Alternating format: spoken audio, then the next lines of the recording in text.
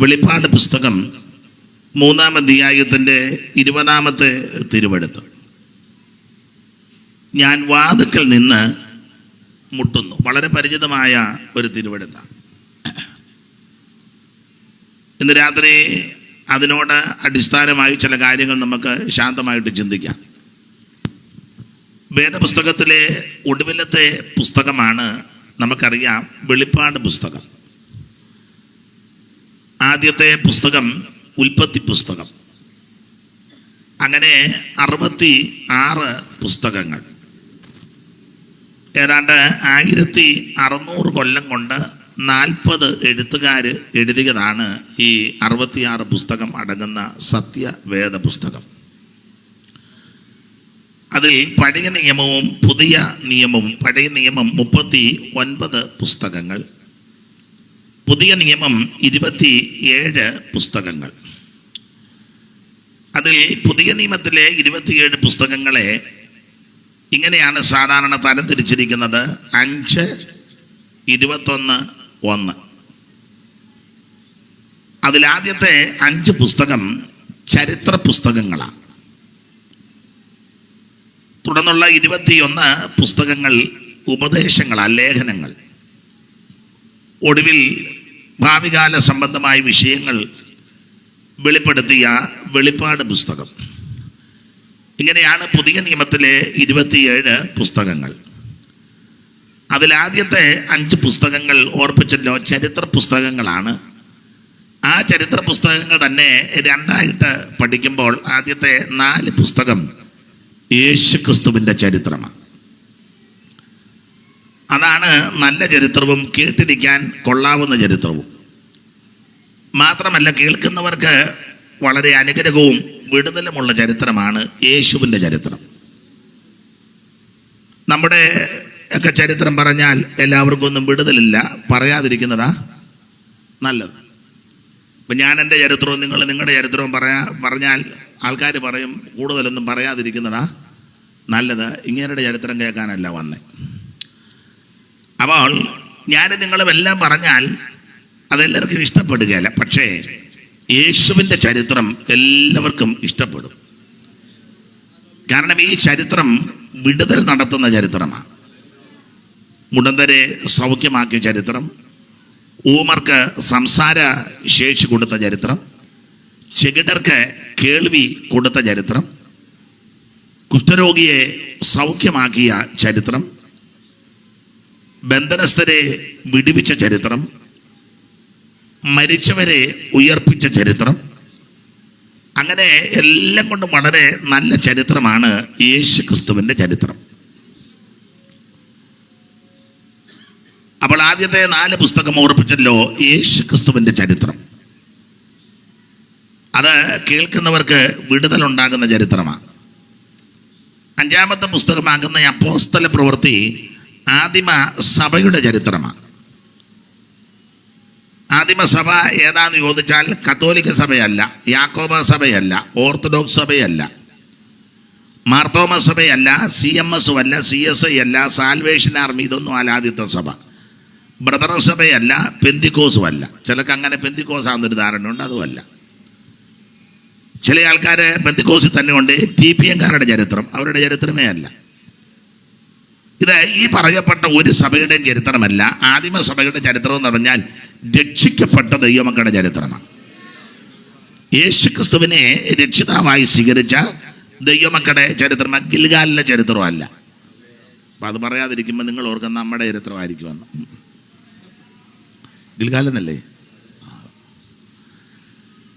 അപ്പോൾ ഈ പറയപ്പെട്ട ആ ഒരു സഭക്കാരുടെയും ചരിത്രമല്ല ആദിമസഭയുടെ ചരിത്രം എന്ന് പറഞ്ഞാൽ രക്ഷിക്കപ്പെട്ട ദൈവമക്കളുടെ ചരിത്രം. അതാണ് അപ്പോസ്തല പ്രവൃത്തി. അങ്ങനെ രക്ഷിക്കപ്പെട്ട ദൈവമക്കളാണ് ദൈവസഭ. രക്ഷിക്കപ്പെട്ടവരെ ദിനപ്രതി കർത്താവ് സഭയോട് ചേർത്തു. അത് ആദിമസഭ. ആ സഭയ്ക്കുള്ള ഉപദേശമാണ് 21 ലേഖനങ്ങൾ. സഭയുടെ ഉപദേശമാണ്. ഈ സഭയ്ക്ക് ഉപദേശമുണ്ട്. തോന്നുമ്പം വരാനും തോന്നുമ്പം പോകാനും തോന്നുന്നത് പോലെ നടക്കാനും തോന്നുന്നത് പോലെ ഇരിക്കാനും ഒന്നും പ്രമാണമില്ല. സഭയ്ക്ക് ഉപദേശമുണ്ട്. ആ ഉപദേശമാണ് 21 ലേഖനങ്ങൾ. റോമാലേഖനം വിശ്വാസത്താലുള്ള നീതീകരണം, കൊരിന്ത് ലേഖനം നീതീകരിക്കപ്പെട്ട വിശുദ്ധന്മാരുടെ വിശുദ്ധീകരണം, ഗലാത്യ ലേഖനം വിശുദ്ധീകരിക്കപ്പെട്ട വിശുദ്ധന്മാരുടെ സ്വാതന്ത്ര്യം, എഫേസ്യ ലേഖനം സ്വാതന്ത്ര്യം പ്രാപിച്ച വിശുദ്ധന്മാരുടെ സ്ഥാനമാനങ്ങൾ, ഫിലിപ്പിയ ലേഖനം സ്ഥാനമാനം പ്രാപിച്ച വിശുദ്ധന്മാരുടെ സന്തോഷം, കൊലോസ്യ ലേഖനം സന്തോഷം പ്രാപിച്ച വിശുദ്ധന്മാരുടെ അവകാശത്തെ കാണിക്കുന്നു, തെസലോനിക്ക ലേഖനം അങ്ങനെ അവകാശം പ്രാപിച്ച വിശുദ്ധന്മാരുടെ പ്രത്യാശ, തിമത്തിയോസിന്റെ 2 ലേഖനവും തീത്തോസിന്റെ ലേഖനവും പ്രത്യാശയുള്ളവർക്കുള്ള പ്രമാണങ്ങൾ. അങ്ങനെ പ്രമാണമുള്ള പ്രിയപ്പെട്ടവര് പ്രയോജനമുള്ളവരായി തീരണം. അതാണ് ഫിലേമോന്റെ ലേഖനം. അങ്ങനെ പ്രയോജനമുള്ള പ്രിയപ്പെട്ടവർക്ക് വേണ്ടി ദൈവം ഏറ്റവും നല്ലതൊന്നും മുൻകരുതി വച്ചിരിക്കുന്നു. എബ്രായ ലേഖനം. അങ്ങനെ കരുതൽ പ്രാപിക്കുന്ന ദൈവമക്കൾ പ്രവൃത്തിയിൽ കൂടി ക്രിസ്തുവിനെ വെളിപ്പെടുത്തി കൊടുക്കണം. അതാണ് യാക്കോബിന്റെ ലേഖനം. അങ്ങനെ പ്രവർത്തിയിൽ ഉത്സുകരായി നിൽക്കുന്നവർക്കുള്ള പ്രമാണമാണ് പത്രോസിന്റെ ലേഖനം. നമ്മളൊരു പുത്തൻ ഭൂമിക്കും ആകാശത്തിനും കാത്തിരിക്കുന്നു. അങ്ങനെ കാത്തിരിക്കുന്നവരോട് യോഹന്നാൻ അപ്പോസ്തലൻ 3 ലേഖനത്തിൽ പറയുക, ദൈവ സ്നേഹത്തിൽ വേണം അധിഷ്ഠിതമായി ജീവിക്കാൻ. ഈ വിധത്തിലൊക്കെ ജീവിക്കുന്ന ദൈവമക്കളോട് യൂദായുടെ ലേഖനം പഠിപ്പിക്കുന്നത്, വീഴാതെ വണ്ണം നമ്മളെ സൂക്ഷിക്കുന്നൊരു ദൈവമുണ്ട്. ഇങ്ങനെയാണ് 21 ലേഖനങ്ങളിലെ ഉപദേശ വിഷയങ്ങൾ. ഇതെല്ലാം സഭയ്ക്കുള്ള ഉപദേശമാണ്. സഭയ്ക്കുള്ള ഉപദേശം. സഭയ്ക്കകത്ത് ഉപദേശം പറയണം. ഈ വെളിയില് സുവിശേഷവും പറയണം, അകത്ത് ഉപദേശവും. ഇപ്പം നേരെ തലതിരിവാണ്. സഭയ്ക്കകത്ത് പിന്നെയും രക്ഷകയുടെ ദൂത. ആരുണ്ട് രക്ഷിക്കപ്പെടാൻ? ആരുണ്ട്? എല്ലാം പെട്ടിരിക്കുക. അപ്പോൾ ഇതിനകത്ത് രക്ഷകയുടെ ദൂതല്ല, ഇതിനകത്ത് ഉപദേശങ്ങൾ നന്നായിട്ട് പറയണം. യേശുവിനെ ഇതുവരെ അറിയാത്ത കേൾക്കാത്ത വ്യക്തിയോട് രക്ഷകയുടെ ദൂത് പറയണം. യേശു ക്രിസ്തു മാത്രമാണ് രക്ഷകൻ, മറ്റൊരുത്തനിലും രക്ഷയില്ല. അത് രക്ഷകയുടെ ദൂത്. ആ രക്ഷകയുടെ ദൂത് കേട്ട് രക്ഷിക്കപ്പെട്ട് ഇതിനകത്ത് വരുന്നവർക്ക് കർക്കശമായ ഉപദേശം കൊടുക്കണം. പുരോഹിതൻ സൈന്യങ്ങളുടെ യഹോവയുടെ ദൂതനാകയാൽ അവൻ്റെ അതരം പരിജ്ഞാനം സൂക്ഷിച്ചു വെക്കേണ്ടതും ഉപദേശം അവനോട് ചോദിച്ചു പഠിക്കണം. അപ്പോൾ പുരോഹിതൻ്റെ പക്കൽ ഉപദേശം ഉണ്ടായിരിക്കണം. നന്നായിട്ട് ഉപദേശിക്കണം. പുതിയ നിയമത്തിൽ അങ്ങനെ ആണല്ലോ പ്രമാണം, ഉപദേശിപ്പാൻ സമർത്ഥനായിരിക്കണമെന്ന്. ഇപ്പം പെട്ടെന്നൊക്കെ ഓരോരുത്തർ ഉപദേശിയാകാറുണ്ട്. ഉറങ്ങാൻ കിടന്നപ്പോൾ ഒരു കുഴപ്പമില്ല, രാവിലെ എഴുന്നേറ്റ് വന്നപ്പോൾ ഉപദേശിയായിട്ടാണ് വരുന്നത്. ഇത് പുസ്തകം എന്നതാ, ക്രമം എന്നതാ, ഉപദേശം എന്നാ, പ്രമാണം, ഇതൊന്നും ചിലർക്ക് അറിയത്തില്ല. അപ്പം അതുകൊണ്ട് എല്ലാവരും പുതിയ ശിഷ്യനും അരുത് എന്നുള്ള വാക്യങ്ങളും മറന്നു പോകരുത്. അപ്പം കർക്കശമായിട്ട് ഉപദേശം പറയണം. ഞാൻ ആ ഭാഗത്തേക്കൊന്നും പോകുന്നില്ല. അപ്പോൾ 21 ലേഖനങ്ങൾ കർക്കശമായ ഉപദേശമാണ് സഭയ്ക്കുള്ളത്. ഒടുവിലാണ് വെളിപ്പാട് പുസ്തകം. എല്ലാ ഭാഗത്തേക്കും ഞാൻ പോകുന്നില്ല. ഒരു 9:15 വരെ എടുക്കാമോ? കുഴപ്പമുണ്ടോ? കുഴപ്പമില്ല. ഓക്കെ. ഈ വാച്ച് കറക്റ്റാണോ? പണ്ടൊരാൾ വാച്ച് തന്ന് ഞാൻ നോക്കുമ്പോഴെല്ലാം സൂചി ഒരു പ്രത്യേക സ്ഥലത്ത് നിൽക്കുക. ഞാനും അങ്ങ് കുഴഞ്ഞു പോയി. അപ്പം അതുകൊണ്ട് അപ്പം ശ്രദ്ധിക്കുക.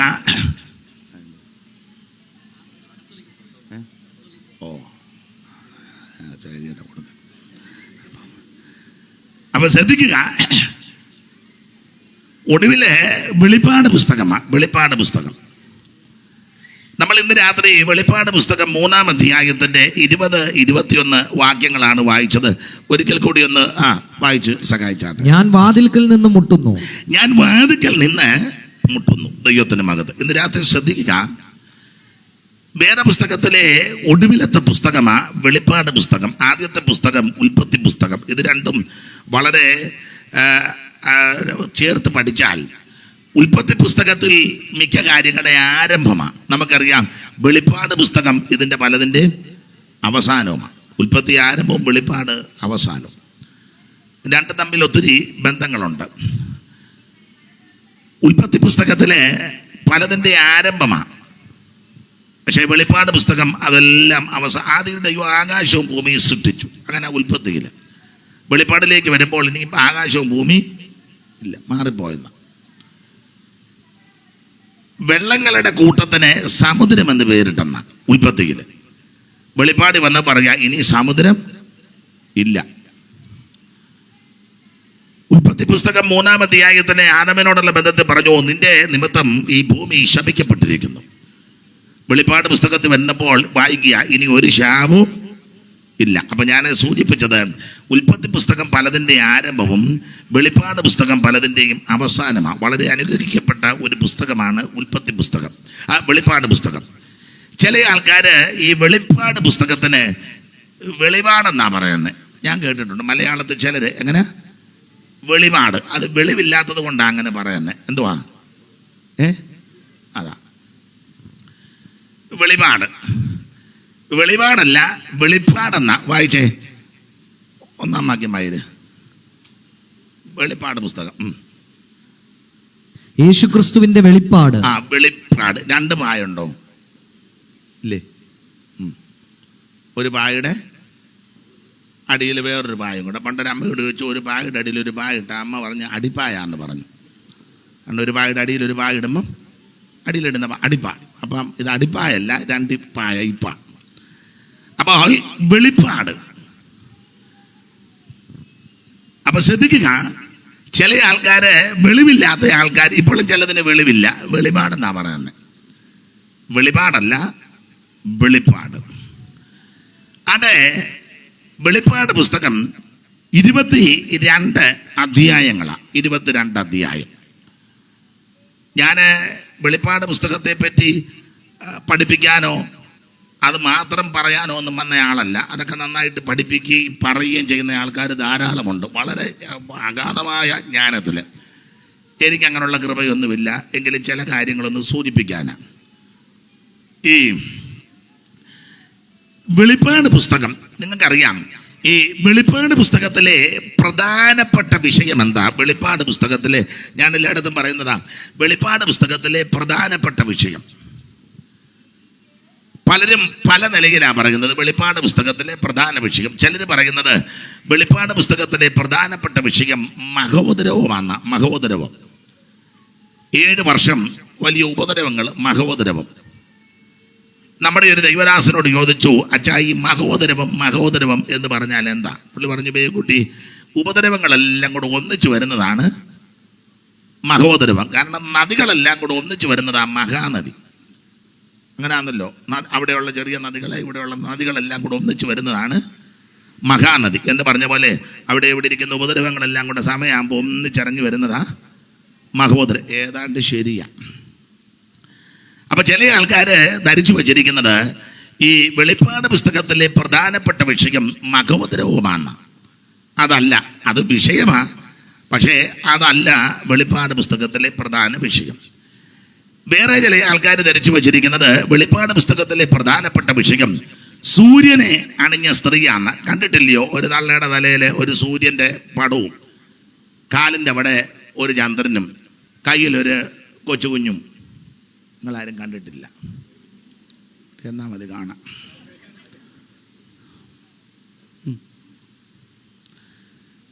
അപ്പോൾ ചിലര് ധരിച്ചു വച്ചിരിക്കുന്നത് വെളിപ്പാട് പുസ്തകത്തിലെ പ്രധാനപ്പെട്ട വിഷയം സൂര്യനെ അണിഞ്ഞ സ്ത്രീയാണ്. 12:1 വായിക്കും. സ്വർഗത്തിൽ വലിയൊരു അടയാളം കാണായി, സൂര്യനെ അണിഞ്ഞ ഒരു സ്ത്രീ. സൂര്യനെ അണിഞ്ഞ ഒരു സ്ത്രീ. പിന്നെ അവളുടെ കാൽക്കീഴ് ചന്ദ്രനും അവളുടെ തലയിൽ 12 നക്ഷത്രം കൊണ്ടുള്ള കിരീടവും. എന്റെ തൊണ്ടയെല്ലാം അടഞ്ഞിരിക്കുന്നു. ഇവർ നന്നായിട്ട് ഇതെല്ലാം കൈകാര്യം ചെയ്യുന്നുണ്ട്, പക്ഷെ പാടാൻ എനിക്ക് ഒക്കുന്നില്ല, തൊണ്ടയെല്ലാം അടഞ്ഞിരിക്കുക. അപ്പം നിങ്ങൾ ചിന്തിക്കും അതായിരിക്കും നല്ലതും എന്ന് ചിലപ്പോൾ നിങ്ങൾ ചിന്തിക്കുക. എന്നാലും ഒരു വരി നോക്കട്ടെ, ഒക്കുന്നെങ്കിൽ നമുക്ക് മുമ്പോട്ട് പോകാം. പണ്ടൊരാൾ പറഞ്ഞല്ലോ, ഒത്താൽ ഓടിടായില്ലേ ഓല ഇടാന്ന് പറഞ്ഞ പോലെ. സൂര്യനെ അണിഞ്ഞവൾ പാദത്തിൻ ചന്ദ്രനും 12 താരകം കൊണ്ടുള്ളൊരു മുടി ചൂടിടുന്നവൾ ആരിവൾ. അത് തന്നെ ആയിരിക്കുന്ന ആരിവളെന്നാ. സൂര്യനെ അണിഞ്ഞവൾ പാദത്തിൻ ചന്ദ്രനും 12 താരകം കൊണ്ടുള്ളൊരു മുടി ചൂടിടുന്നവൾ ആരിവൾ ആരിവൾ ആരിവൾ. സൂര്യനെ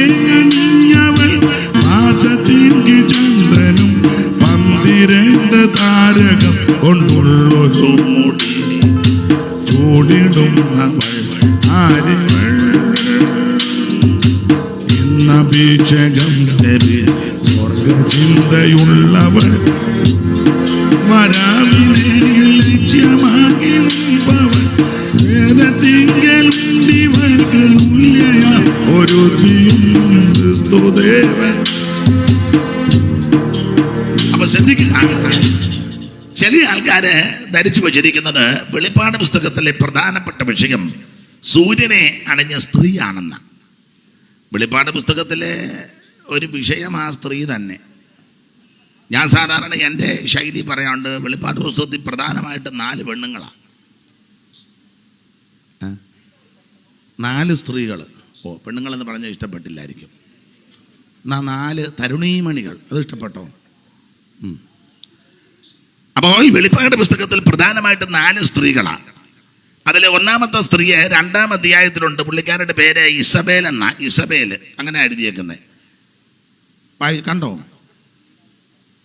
ഇസബേൽ എന്തൊരു സ്ത്രീയെ നീ അനുവദിക്കുന്നു. ആ അമ്മാമ്മ പാസ്റ്റേഴ്സിന് ക്ലാസ് എടുക്കുന്ന അമ്മാമ്മയാ. കണ്ടോ? വായിച്ചേ. പാസ്റ്റർമാർ പറഞ്ഞു കൊടുക്കുക, റവറൻസ് നിങ്ങളും ചുമ്മാ ഇരിക്കാതെ എന്തെങ്കിലുമൊക്കെ പറ.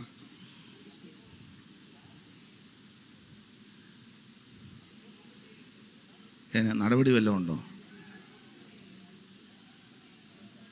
എങ്കിലും താൻ പ്രവാചകി എന്ന് പറഞ്ഞു ദുർനടപ്പാചരിപ്പാനും വിഗ്രഹാർപ്പിതം തിന്മാനും എന്റെ ദാസന്മാരെ ഉപദേശിക്കുകയും. അതാ എന്റെ ദാസന്മാരെ ഉപദേശിക്കുന്ന. ഇപ്പം പാസ്റ്റേഴ്സിന് ക്ലാസ് എടുക്കുന്ന അമ്മാമ്മയാ. ഏതാ ആദ്യത്തെ അമ്മാമ്മ? എങ്ങനുണ്ട്? എൻ്റെ ദാസന്മാരെ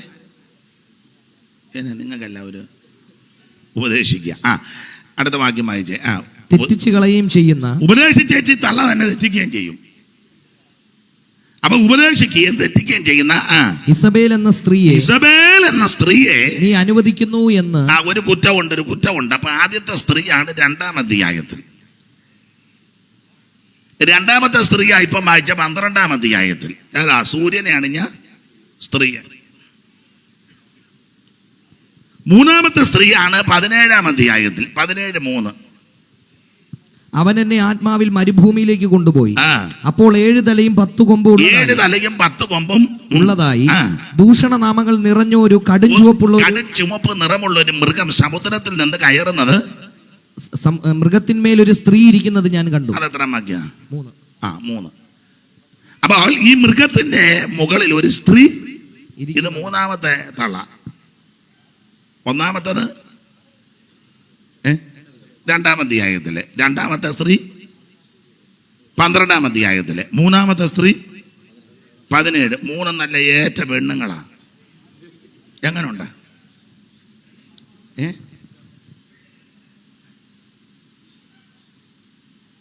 എന്നെ നിങ്ങൾക്കൊരു പ്രയാസം. അപ്പൊ ഈ 3 സ്ത്രീകള് ഇതുപോലും ക്രിസ്തുവിന്റെ ശിങ്കിടികളാണ് ദൈവത്തിന്. അതില് 17-ാം അധ്യായത്തിലെ സ്ത്രീയെ ഇച്ചിരി കടുപ്പക്കാരിയാണ്. ഇരിക്കുന്നത് എവിടാ? എന്നെ നോക്കാൻ അങ്ങോട്ട് നോക്കി ഒന്ന് വായിച്ചതാണ്. വായിച്ചേ. മൃഗത്തിന്മേൽ ഒരു സ്ത്രീ ഇരിക്കുന്നത്. എന്നാ മൃഗമാ? കടും ചുവപ്പുള്ള ഒരു മൃഗത്തെ. എന്നാലും ലക്ഷണം അതിന്റെ പ്രകൃതിയും കൂടെ പറ. അങ്ങോട്ട് നോക്കാൻ. 7 തലയും 10 കൊമ്പും ഉള്ളതായി ദൂഷണനാമങ്ങൾ നിറഞ്ഞ. ഒത്തിരി നാമങ്ങളുണ്ട് കേട്ടോ, ഒത്തിരി ഉണ്ട്. ദൂഷണനാമങ്ങൾ നിറഞ്ഞ കടും ചുവപ്പുള്ള ഒരു മൃഗം, കടും ചുവപ്പ് നിറമുള്ള മൃഗത്തിന്റെ ഒരു മൃഗം. അപ്പൊ ദൂഷണനാമം ഒത്തിരി ഉണ്ട്, ഒത്തിരി നാമങ്ങളുണ്ട്.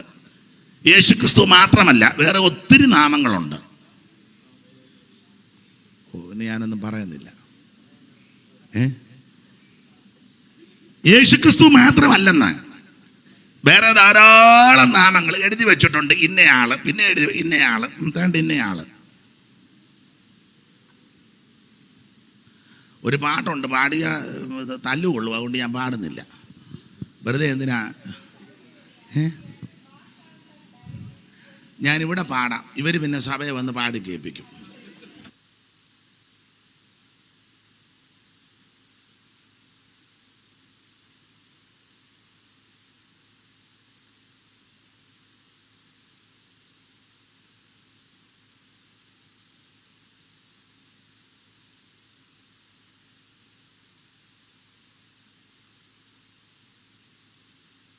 വെറുതെ പിന്നെ പാടും പാസ്റ്റർ. അപ്പോൾ ധാരാളം ദൂഷണനാമങ്ങൾ എഴുതി വച്ചിരിക്കുക. ഈ ദൂഷണനാമങ്ങൾ നിറഞ്ഞ് കടും ചുമപ്പ് നിറമുള്ള ഒരു മൃഗം, ആ മൃഗത്തിന്റെ പുറത്തൊരു സ്ത്രീ ഇരിക്കുന്നു. ഇനി മഹിര സ്ത്രീ, ആ സ്ത്രീ ധൂമ്രവർണവും കടും ചുവപ്പ് നിറവും ഉള്ള വസ്ത്രം ധരിച്ച് വസ്ത്രവും ഇച്ചിരി പരുവക്കേടാ. കണ്ടാ പെട്ടെന്ന് നോക്കും ആ പരുവത്തിനാ ഈ കടും ചുമപ്പ്. പെട്ടെന്ന് നോക്കുക. വായിച്ചു. പൊന്നും രത്നവും മുത്തും പിന്നെ പൊന്ന്, രത്നം, മുത്ത് ഇതെല്ലാം അണിഞ്ഞവളായി തന്റെ ഞാൻ വിവരിക്കുന്നില്ല. ഈ സ്ത്രീ ഏതാന്ന് ചോദിച്ചാൽ ഒറ്റ വാക്കി പറയാ, എതിർ ക്രിസ്തുവിന്റെ മണവാട്ടി. വെളിപ്പാട് 17-ാം അധ്യായത്തിന്റെ മൃഗത്തിന്റെ മുകളിലിരിക്കുന്ന ഈ സ്ത്രീ എതിർ ക്രിസ്തുവിന്റെ മണവാട്ടി. മൃഗത്തിന്റെ നിറം ചുമപ്പ്, ഈ സ്ത്രീയുടെ വസ്ത്രം ചുമപ്പ്. എതിർ ക്രിസ്തുവിന്റെ മണവാട്ടിയുടെ ലക്ഷണങ്ങളാണ് പൊന്ന്, മുത്ത്, രക്തങ്ങൾ. എന്നാൽ ദൈവസഭയ്ക്ക് ഈ പറയപ്പെട്ടതൊന്നുമില്ല. പൊന്നുമില്ല, മുത്തുമില്ല, രക്തവുമില്ല, കടുംചുമപ്പ് ഒന്നുമില്ല. എനിക്ക് പാടാൻ വയ്യെങ്കിലും എടുത്ത് പാടാമോ? പാട്ട് വരുന്നുണ്ട്, അതുകൊണ്ടാണ്. കനകവും മുത്തും രത്നം ഇവളണിയില്ലെങ്കിലും, കനകവും മുത്തും രത്നം ഇവളണിയില്ലെങ്കിലും, സുമുഖിയാം ഇവൾ കണ്ടം ബഹുരമണി, സുമുഖിയാം ഇവൾ കണ്ടം ബഹുരമണി.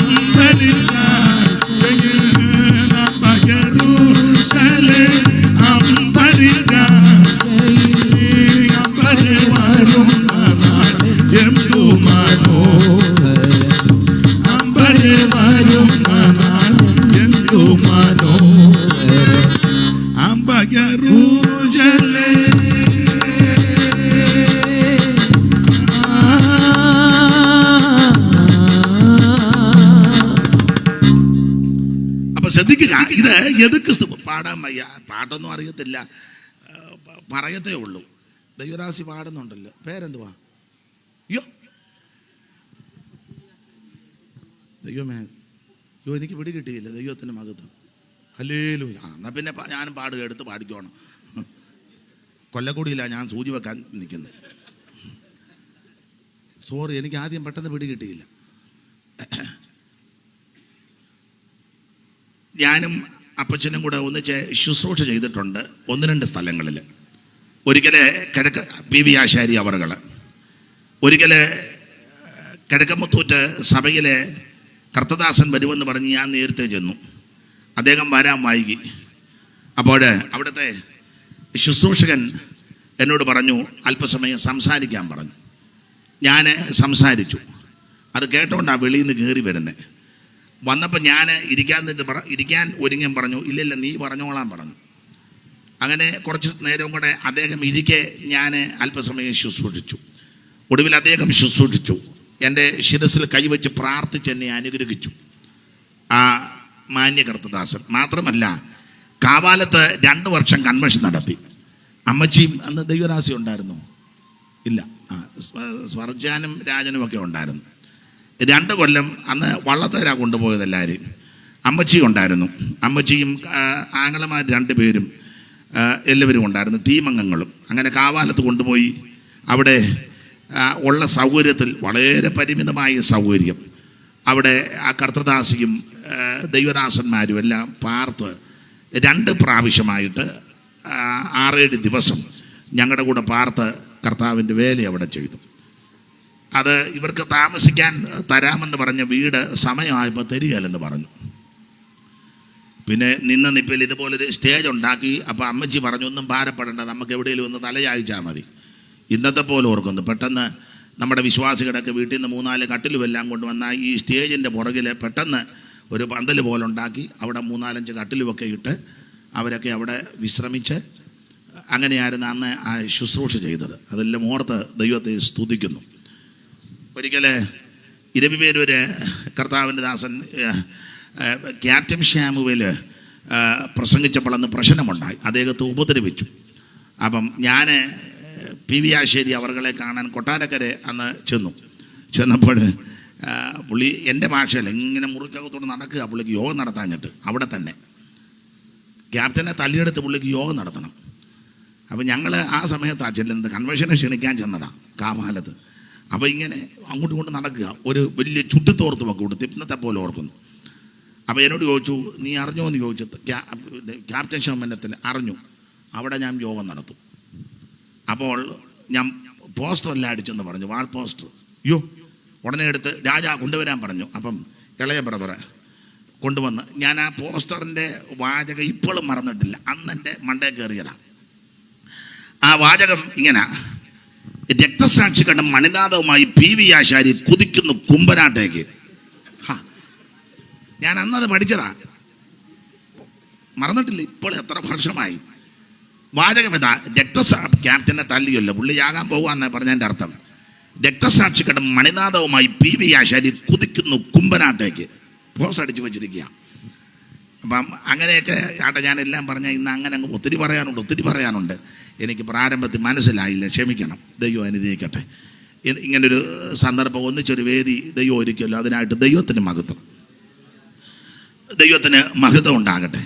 അപ്പം ശ്രദ്ധിക്കുക, ഈ വെളിപ്പാട് പുസ്തകം 17-ാം അധ്യായത്തിലെ സ്ത്രീ എതിർ ക്രിസ്തുവിന്റെ മണവാട്ടി, 2-ാം അധ്യായത്തിലെ സ്ത്രീ വിശുദ്ധന്മാരെ തെറ്റിച്ച് അവരെ തെറ്റിക്കുന്ന പ്രവാചകി, 12-ാം അധ്യായത്തിലെ സ്ത്രീയെ സൂര്യധാരണയായ സ്ത്രീ തർക്കമുള്ള വിഷയമാണ്. ഇന്ന സഭക്കാരാന്ന് അവർ പറയുന്നു. അപ്പോൾ അവർ പറഞ്ഞ ആ സഭയല്ല, ഞങ്ങളുടെ സഭയാന്ന് പറഞ്ഞ് വേറെ ആൾക്കാർ മുഴുവൻ തർക്കമാണ്. ഇതൊരു സഭയല്ല. അപ്പോൾ 2-ാമത്തെ സ്ത്രീ. 3-ാമത്തെ സ്ത്രീയാണ് 17-ാം അധ്യായം. എന്നാൽ 4-ാമത്തെ ഒരു സ്ത്രീ ഉണ്ട്. അത് 21-ാം അധ്യായത്തിലൊക്കെ നമ്മൾ വായിക്കുന്നല്ലോ, വരിക കുഞ്ഞാടിന്റെ കാന്തയായ മണവാട്ടിയെ കാണിച്ചു തരാം. ദൈവത്തിന്റെ മഹത്വം. ആമേ, സ്വർഗത്തിൽ നിന്ന് ഇറങ്ങി വരികയാ ദൈവത്തിന്റെ മഹത്വം. അത് 4-ാമത്തെ സ്ത്രീ, അത് ദൈവസഭയാണ്. നമുക്ക് ആ വിഷയം വിട്ടേക്കാം. അപ്പൊ ചില ആൾക്കാർ ധരിച്ചു വെച്ചിരിക്കുന്നത് വെളിപ്പാട് പുസ്തകത്തിലെ പ്രധാനപ്പെട്ട വിഷയം മഖോപദ്രവമാണ്. അതല്ല അതിലെ പ്രധാന വിഷയം. ചിലരെ ഈ സ്ത്രീ ആണെന്നാ പറയുന്നത്, സൂര്യധാരണിയായ സ്ത്രീ അല്ല, അതും വിഷയമാണ്. ചിലരെ ധരിച്ചു വച്ചേക്കുന്ന വെളിപ്പാട് പുസ്തകത്തിലെ പ്രധാനപ്പെട്ട വിഷയം 2 സാക്ഷികൾ 11-ാം അധ്യായത്തിൽ, അത് വിഷയമാണ്, പക്ഷേ അതല്ല പ്രധാന വിഷയം. വേറെ ചില ആൾക്കാർ ധരിച്ചു വച്ചിരിക്കുന്നത് വെളിപ്പാട് പുസ്തകത്തിലെ പ്രധാനപ്പെട്ട വിഷയം കുഞ്ഞാടിന്റെ കല്യാണമാണ്, അത് വിഷയമാണ്, പക്ഷേ അതല്ല പ്രധാന വിഷയം. വേറെ ചില ആൾക്കാർ ധരിച്ചു വച്ചിരിക്കുന്നത് വെളിപ്പാട് പുസ്തകത്തിലെ പ്രധാനപ്പെട്ട വിഷയം പുതിയ യെരൂശലേം, ഭർത്താവിനായിട്ട് അലങ്കരിച്ച മണവാട്ടിയെ പോലെ സ്വർഗത്തിൽ നിറങ്ങി വന്ന് വീതിക്ക് നീളവും ഉയരമല്ല സമസമമായി ആരുടെ കണ്ണഞ്ചിപ്പിക്കുന്ന ആമേൻ വൈഡൂര്യവും മാണിക്യവും നഗവർണിയും പുച്ഛരാഗവും ഗോമേറകവും ബൽബരാഗവും സുഗന്ധിരക്ത് ഇത്യാദി രത്നങ്ങളാൽ അലങ്കൃതമായ പട്ടണം സ്വർഗത്തിൽ നിറങ്ങി. അതാ വലിയ വിഷയമെന്നാ ചിലർ പറഞ്ഞു. അല്ല, വേറെ ചില ആൾക്കാർ പറയുന്നത് വെളിപ്പാട് പുസ്തകത്തിലെ പ്രധാനപ്പെട്ട വിഷയം ആമേൻ നരകമാണെന്ന്. അത് വിഷയമാണ്, പക്ഷേ അതല്ല പ്രധാന വിഷയം. വെളിപ്പാട് പുസ്തകത്തിലെ പ്രധാനപ്പെട്ട വിഷയം ജീവപരദീസയും അതിൻ്റെ ഫലം തിന്നുന്നത്, അത് വിഷയമാണ്, പക്ഷേ അതല്ല. ഒറ്റവാക്കി പറയാ, വെളിപ്പാട് പുസ്തകത്തിലെ പ്രധാനപ്പെട്ട വിഷയം മറ്റൊന്നുമല്ല. എന്തുവാ വിഷയം? 1-ാം വാക്യം വായിച്ച ദൈവരാസനെ, 1-ാം വാക്യം, വെളിപ്പാട് 1:1. ഏതാ ഇതിലെ പ്രധാന വിഷയം? യേശുക്രിസ്തുവിന്റെ വെളിപ്പാട്. അതാ ഇതിലെ പ്രധാന വിഷയം. വെളിപ്പാട് പുസ്തകത്തിലെ പ്രധാനപ്പെട്ട വിഷയം യേശുക്രിസ്തുവിന്റെ വെളിപ്പാട്. ഇതാ പ്രധാന വിഷയം. തമിഴിൽ എങ്ങനെ എഴുതിയേക്കുന്നത്? சீக்கிரத்தில் சம்பவிக்க வேண்டியவைகளை தம்முடைய ஊழியக்காரருக்கு காண்பிக்கும் பொருட்டு. തമിഴ് എനിക്കറിയാം, എല്ലാം തെറ്റിച്ചാൽ അറിയാം. இயேசு கிறிஸ்துவை ஒப்புவித்ததும் அவர் தம்முடைய தூதனை அனுப்பி தம்முடைய ஊழியக்காரனை யோவானுக்கு வெளிப்படுத்தினதுமான விசேஷம். മലയാളത്തിൽ യേശു ക്രിസ്തുവിന്റെ വെളിപ്പാടെന്നാ, തമിഴിൽ എങ്ങനാ?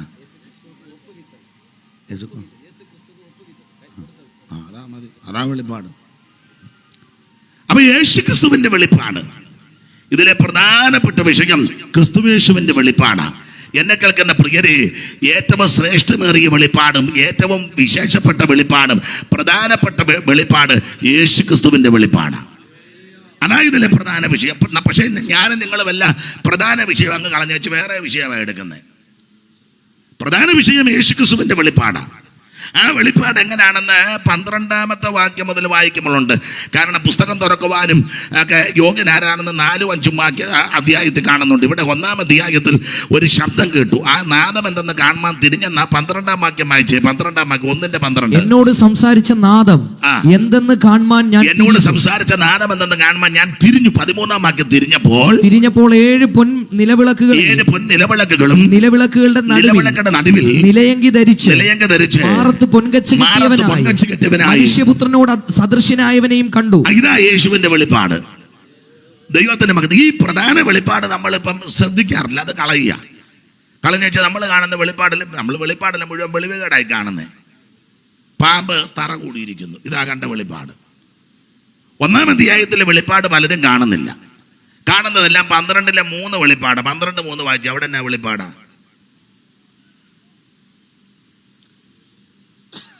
സ്വർഗത്തിൽ മറ്റൊരു അടയാളം കാണായി.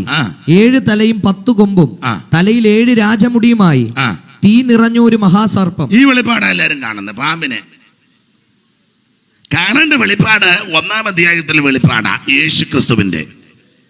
പല ആൾക്കാരും യേശുക്രിസ്തുവിന്റെ വെളിപ്പാട് കാണുന്നില്ല. പ്രധാനമായിട്ട് വേറെ കാര്യത്തിനാ പ്രാധാന്യം കൊടുക്കുന്നത്. തീ നിറമുള്ള പാമ്പ്, മഹാസർപ്പം, 7 തലയും 10 കൊമ്പുള്ള ജീവി, സമുദ്രത്തിൽ നിന്ന് കയറി വരുന്നത്. എന്റെ പ്രിയരെ, ഈ വെളിപ്പാടല്ല കാണേണ്ടത് യേശുക്രിസ്തുവിന്റെ വെളിപ്പാടാണ്. എല്ലാവരിലും ശ്രേഷ്ഠനാകുന്ന, ഉന്നതനാകുന്ന, മഹിമയുള്ള, മഹത്വവാനായ, സർവജ്ഞനായ യേശുവിന്റെ വെളിപ്പാട്. ഇവിടുത്തെ സാക്ഷികൾ ആരും വിശ്വസ്തരല്ല. 10 രൂപ കൂട്ടി കൊടുത്താൽ നേരെ തിരിച്ചു പറയും, ഇല്ലേ? പറയും. ഇപ്പോൾ ഒരു സംഘടനയോട് കൂടെ നിൽക്കുക, വേറൊരു സംഘടന വന്ന് പറഞ്ഞാൽ ഇതിൻ്റെ 2 ഇരട്ടി കാശ് തരാൻ കൂടെ നിൽക്കാൻ പറഞ്ഞാൽ അന്നാലും പോവുകയും ചെയ്യും. പോയാൽ പിന്നെ പൊക്കോട്ടെ, പോവുക മാത്രമാണോ? തോന്നിയാസം കൂടെ പറഞ്ഞേച്ചേ. നിങ്ങൾക്ക് മനസ്സിലാക്കാൻ കഴിയാന്നോ? എന്നെ പൊട്ടം കളിപ്പിക്കുകയാണോ? ആർക്കാരുടെ രീതിയാണ്? എന്തെങ്കിലും ഇച്ചിരി കൂടുതൽ തരാമെന്ന് പറഞ്ഞാൽ അനാവശ്യവും പറയും. അതെല്ലാം മനുഷ്യന്റെ പ്രകൃതിയാണ്. ഇതിനെല്ലാം തിരിച്ചും മറിച്ചും പറയും. പക്ഷേ എന്നെയും നിങ്ങളെയും രക്ഷിച്ച് വീണ്ടെടുത്ത യേശുക്രിസ്തു വിശ്വസ്ത സാക്ഷിയാണ്. സ്തോത്രം. ഒന്നുകൂടെ വായിച്ചേ 5-ാം വാക്യം. വിശ്വസ്ത സാക്ഷി. ഇവിടുത്തെ സാക്ഷികൾ ആരും വിശ്വസ്തരല്ല. സത്യമായിട്ടൊക്കെ ബോധിപ്പിക്കാന്ന് പറയും, പക്ഷെ സത്യമായിട്ടാണോ ബോധിപ്പിക്കുന്നത്? നാട്ടിലൊക്കെ ഒരു ചൊല്ലുണ്ട്, നിങ്ങൾക്ക് കേട്ടിട്ടുണ്ടോന്ന് അറിയത്തില്ല. മലയാളത്തില് പണത്തിന് മീതെ പരുന്തും. ഇവിടെ ഇത് കൊടുത്താൽ മതി, ജോർജ് കുട്ടിയെ കാണിച്ചാൽ എല്ലാവരും തിരിയും. പക്ഷേ വിശ്വസ്ത സാക്ഷിയായിട്ട് ഒരുവൻ മാത്രമേ ഉള്ളൂ, അത് നസറായനാകുന്ന യേശുക്രിസ്തു. അവിടുത്തെ വിശേഷതയാ. ഒന്ന് വിശ്വസ്ത സാക്ഷി, അടുത്തത് മരിച്ചവരിൽ ആദ്യജാതനും. ഭൂരാജാക്കന്മാർക്ക് അധിപതിയുമാണ്. അവിടെ തന്നെ 3 പദമാ. വിശ്വസ്ത സാക്ഷിയും മരിച്ചവരിൽ ആദ്യജാതനും രാജാക്കന്മാർക്ക് അധിപതി. 6-ാം വാക്യം കൂടെ വായിച്ചു. നമ്മെ സ്നേഹിക്കുന്ന മാത്രമാണോ? നമ്മെ സ്നേഹിക്കുന്നവൻ. ഇന്ന് രാത്രി നിന്നെ സ്നേഹിക്കുന്ന ഒരുവനുണ്ട്, യേശു. നിന്നെ ഇഷ്ടപ്പെടുന്ന ഒരുവനുണ്ട്, യേശു. നിന്നെ രക്ഷിക്കുന്ന ഒരുവനുണ്ട്, യേശു. സ്തോത്രം. നമ്മെ സ്നേഹിച്ചവനാണ് നമ്മുടെ കർത്താവ്. അടുത്തത് നമ്മുടെ പാപം പോക്കി നമ്മെ തന്റെ രക്തത്താൽ വിടുവിച്ച്. നമ്മുടെ പാപങ്ങളെ പോക്കി തന്റെ രക്തത്താൽ നമ്മെ വിടുവിച്ച് തന്റെ പിതാവായ ദൈവത്തിന് നമ്മെ രാജ്യവും പുരോഹിതന്മാരും ആക്കി തീർത്തിരിക്കുന്നവനുമായവന്. സർവജ്ഞനായ ദൈവം. ഇന്ന് രാത്രി ഈ വെളിപ്പാട് ഞാൻ നിങ്ങളും കാണണം. ഞാൻ സമയത്തിന്റെ കുറവ് കൊണ്ട് മുൻപോട്ട് ഓടിച്ചു പോകട്ടെ. വെളിപ്പാട് പുസ്തകം 22 അധ്യായമാണ്. ഇതിലെ പ്രധാനപ്പെട്ട വെളിപ്പാട് യേശുക്രിസ്തുവിന്റെ വെളിപ്പാടാണ്. അധ്യായങ്ങളിൽ കൂടി ഓടിച്ചെന്ന് പോയാൽ 1-ാം അധ്യായം തേജസ്കരിക്കപ്പെട്ട യേശുക്രിസ്തു. 2-3 അധ്യായം 7 സഭയ്ക്കുള്ള ദൂത. 4-ാം അധ്യായവും 5-ാം അധ്യായവും പഠിക്കുമ്പോൾ 2 ആരാധന കാണുന്നുണ്ട്. ഞാൻ പിന്നെ പറയാം. 2 ആരാധന 6-ാം അധ്യായത്തിൽ മുദ്ര പൊട്ടിക്കുന്നതായിട്ടാണ്. അപ്പോൾ ശ്രദ്ധിച്ചേ, 1-ാം അധ്യായം തേജസ്കരിക്കപ്പെട്ട യേശുക്രിസ്തു, അതാണ് 13-ാമത്തെ വാക്യം മുതൽ. 2-3 അധ്യായം 7 സഭയ്ക്കുള്ള ദൂത. നിങ്ങൾക്കറിയാതല്ല, Ephesus, Smyrna, Pergamos, തുയതൈര, Sardis, Philadelphia, ലവോദിക്ക, 7 സഭയ്ക്കുള്ള ദൂത്. 4-ാം അധ്യായവും 5-ാം അധ്യായം ഞാൻ ഇങ്ങനെ പറയുന്നത്, നിങ്ങൾക്കും വചനം പഠിക്കുന്നവർക്കറിയാം. 4-ാം അധ്യായത്തിൽ 5-ാം അധ്യായം 2 അധ്യായത്തിലും ആരാധന നടക്കുക. സ്വർഗത്തിലെ ആരാധന. നമ്മുടെ ഇവിടുത്തെ ആരാധന പോലൊന്നും ഇവിടുത്തെ പോലൊന്നും അല്ല. സ്വർഗത്തിലെ ആരാധന. അത് അധ്യായം തരംതിരിച്ചു വെച്ചാൽ 4-ാം അധ്യായത്തിൽ സ്രഷ്ടാവായ ദൈവത്തെ ആരാധിക്കുന്നു. 5-ാം അധ്യായത്തിൽ വീണ്ടെടുക്കപ്പെട്ട യേശുവിനെ ആരാധിക്കുന്നു. വായിച്ചോ 4:11. കർത്താവേ നീ സർവവും സൃഷ്ടിച്ചവനും, കർത്താവേ നീ സർവവും സൃഷ്ടിച്ചവനും, എല്ലാം നിന്റെ ഇഷ്ടം എല്ലാം നിന്റെ ഇഷ്ടം ഹേതുവാൽ ഉണ്ടായതും സൃഷ്ടിക്കപ്പെട്ടതും ആകയാൽ മഹത്വവും ബഹുമാനവും ശക്തിയും കൈക്കൊള്ളുവാൻ യോഗ്യനെന്ന് പറഞ്ഞുകൊണ്ട് തങ്ങളുടെ കിരീടങ്ങളെ സിംഹാസനത്തിന് മുമ്പിലിടും. അങ്ങനെ ആരാധന, കിരീടങ്ങളെ സിംഹാസനത്തിന്റെ. നമുക്ക് ആരാധന കൂടുമ്പോൾ ഉള്ള കിരീടം കൊണ്ടുണ്ടെങ്കിൽ പിന്നെ എടുത്ത് വെക്കുക. നിങ്ങൾ ചില ഇടങ്ങളിലൊക്കെ ചെന്ന് നിങ്ങൾ വർഷിപ്പിനൊക്കെ പോകുന്നവരില്ലേ, കാണാം. ആ യോഗത്തിനൊക്കെ വന്ന് കാലും വെച്ചുള്ള ഇരിപ്പ്. സ്തോത്രം. മൊബൈലെടുത്ത് ബൈബിളിൻ്റെ പുറത്തോട്ടൊന്ന് വെച്ചു. ആ വണ്ടിയുടെ വില കൂടിയ വണ്ടിയാണ്, എല്ലാവരുമല്ല, ചാവി ഒന്ന് കറക്കി. ഇടയ്ക്ക് സ്റ്റേജിൽ ഇരുന്നുകൊണ്ട് തന്നെ മൊബൈലിൽ സംസാരിക്കുന്നു. വർഷിപ്പ് നടക്കുക. വലിയ ബോധമുണ്ടോ? ഇവിടെ കിരീടവേദന കൊണ്ട് അതുകൂടെ എടുത്ത് തലയെ വെക്കാൻ നോക്കും. പക്ഷെ അവിടുത്തെ ആരാധന അങ്ങോട്ട് ശക്തിപ്പെട്ടപ്പോൾ കിരീടം താഴെ കിട്ടു. ആരെ ആരാധിക്കുന്നു? സ്രഷ്ടാവായ ദൈവത്തെ. അതാ 4:11. കർത്താവേ നീ സർവവും സൃഷ്ടിച്ചവനാ. 4-ാം അധ്യായത്തിൽ സ്രഷ്ടാവായ ദൈവത്തെ.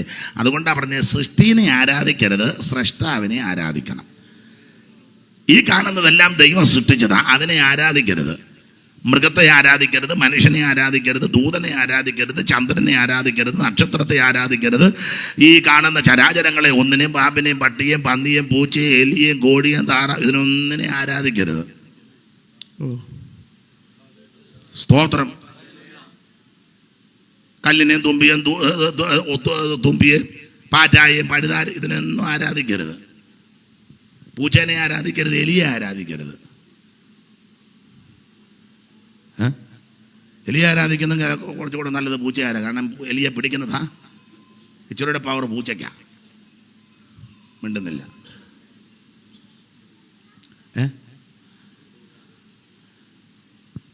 പാമ്പിനെ ആരാധിക്കരുത്. അങ്ങനെ തന്നെ മയിലിനെ ആരാധിക്കുന്നതാണ് നല്ലത്.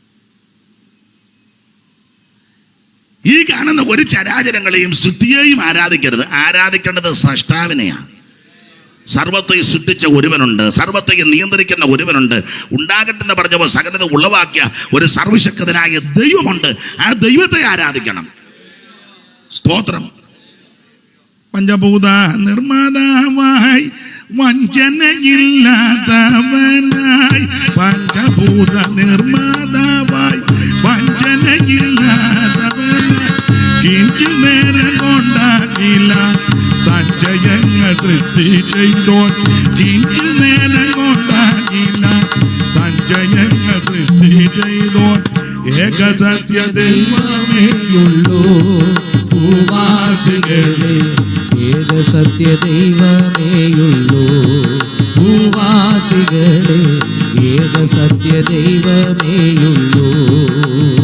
സ്പർശിപ്പാന സാധ്യനായി, ദർശിപ്പാന പ്രത്യക്ഷനായി, സ്പർശിപ്പാന സാധ്യനായി, ദർശിപ്പാന പ്രത്യക്ഷനായി, സർവരൂപികൾക്കാരൂപി ഉർവിയിൽ തുല്യമില്ലാത്തോ, സർവരൂപികൾക്കാരൂപി ഉർവിയിൽ തുല്യമില്ലാത്തോ, ഏക സത്യ ദൈവമേയുള്ളൂ ഭൂവാസികളെ, ഏക സത്യ ദൈവമേയുള്ളൂ ഭൂവാസികളെ, ഏക സത്യ ദൈവമേയുള്ളൂ.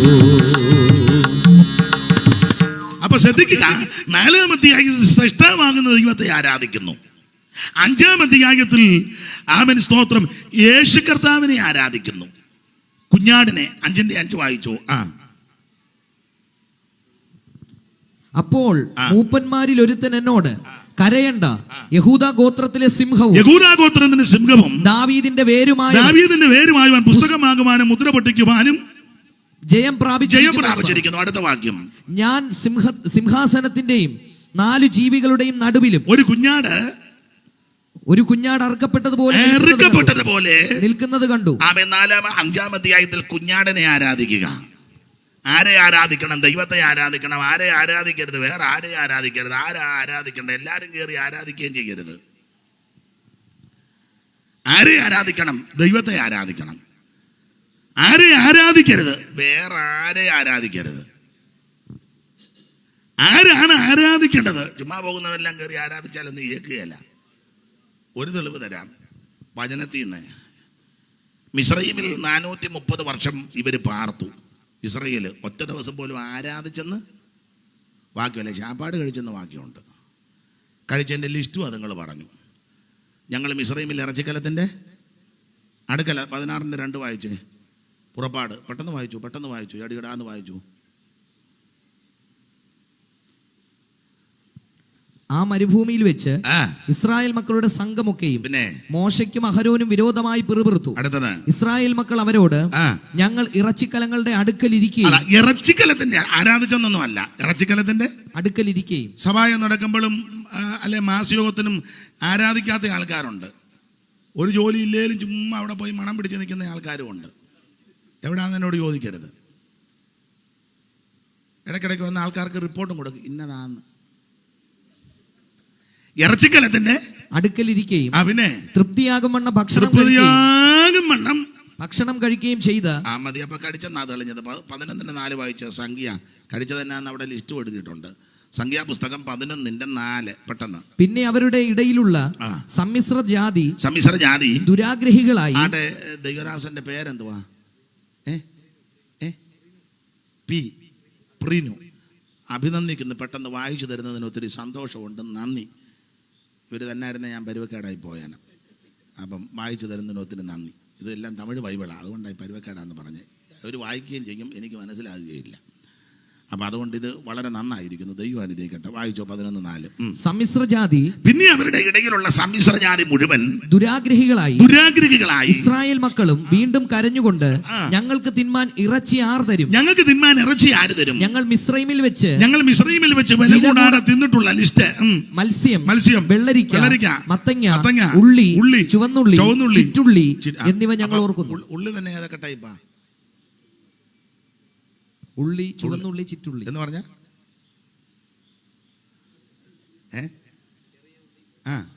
വെങ്കായം അതേതാ? ചെറുത്. പിന്നെ വെളുത്തുള്ളി, പിന്നെ സവാള. 3 ഉള്ളി തിന്നുവൻ്റെ എല്ലാം ഊപ്പാട് വന്നതാ. ആരാധിച്ചൊന്നും ഒറ്റ വാക്യമില്ല.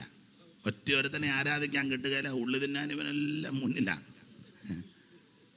ഉള്ളി അടിച്ചെല്ലാം ഈ പരുവത്തിലായി.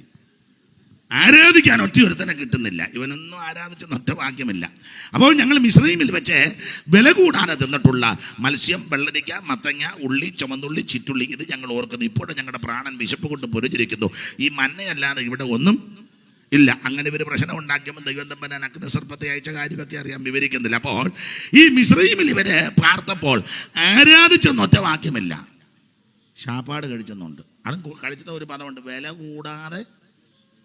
കാശ് മുടക്കി അന്നും ഒന്നും ചെയ്യത്തില്ല. തമിഴ്നാട്ടിലെ ഇവിടുത്തെ രീതി അറിയത്തില്ല.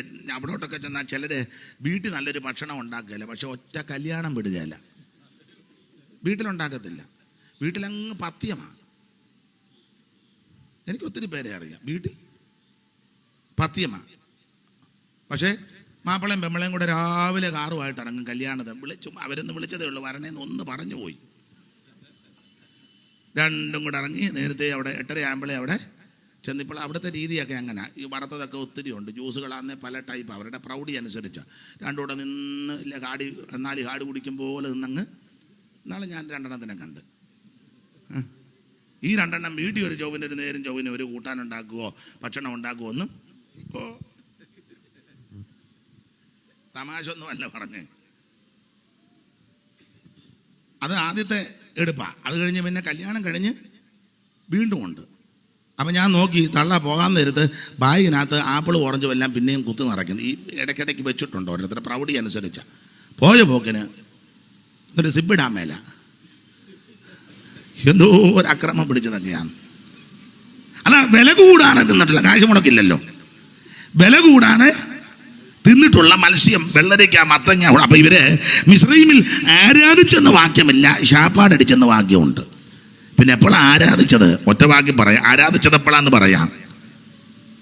ആബീമ മാസം 1 മുതൽ മാസത്തിന്റെ ആരംഭമായിരിക്കണം. 10-ാം തീയതി ഒരു ആട്ടുകുട്ടിയെ തിരഞ്ഞെടുക്കണം.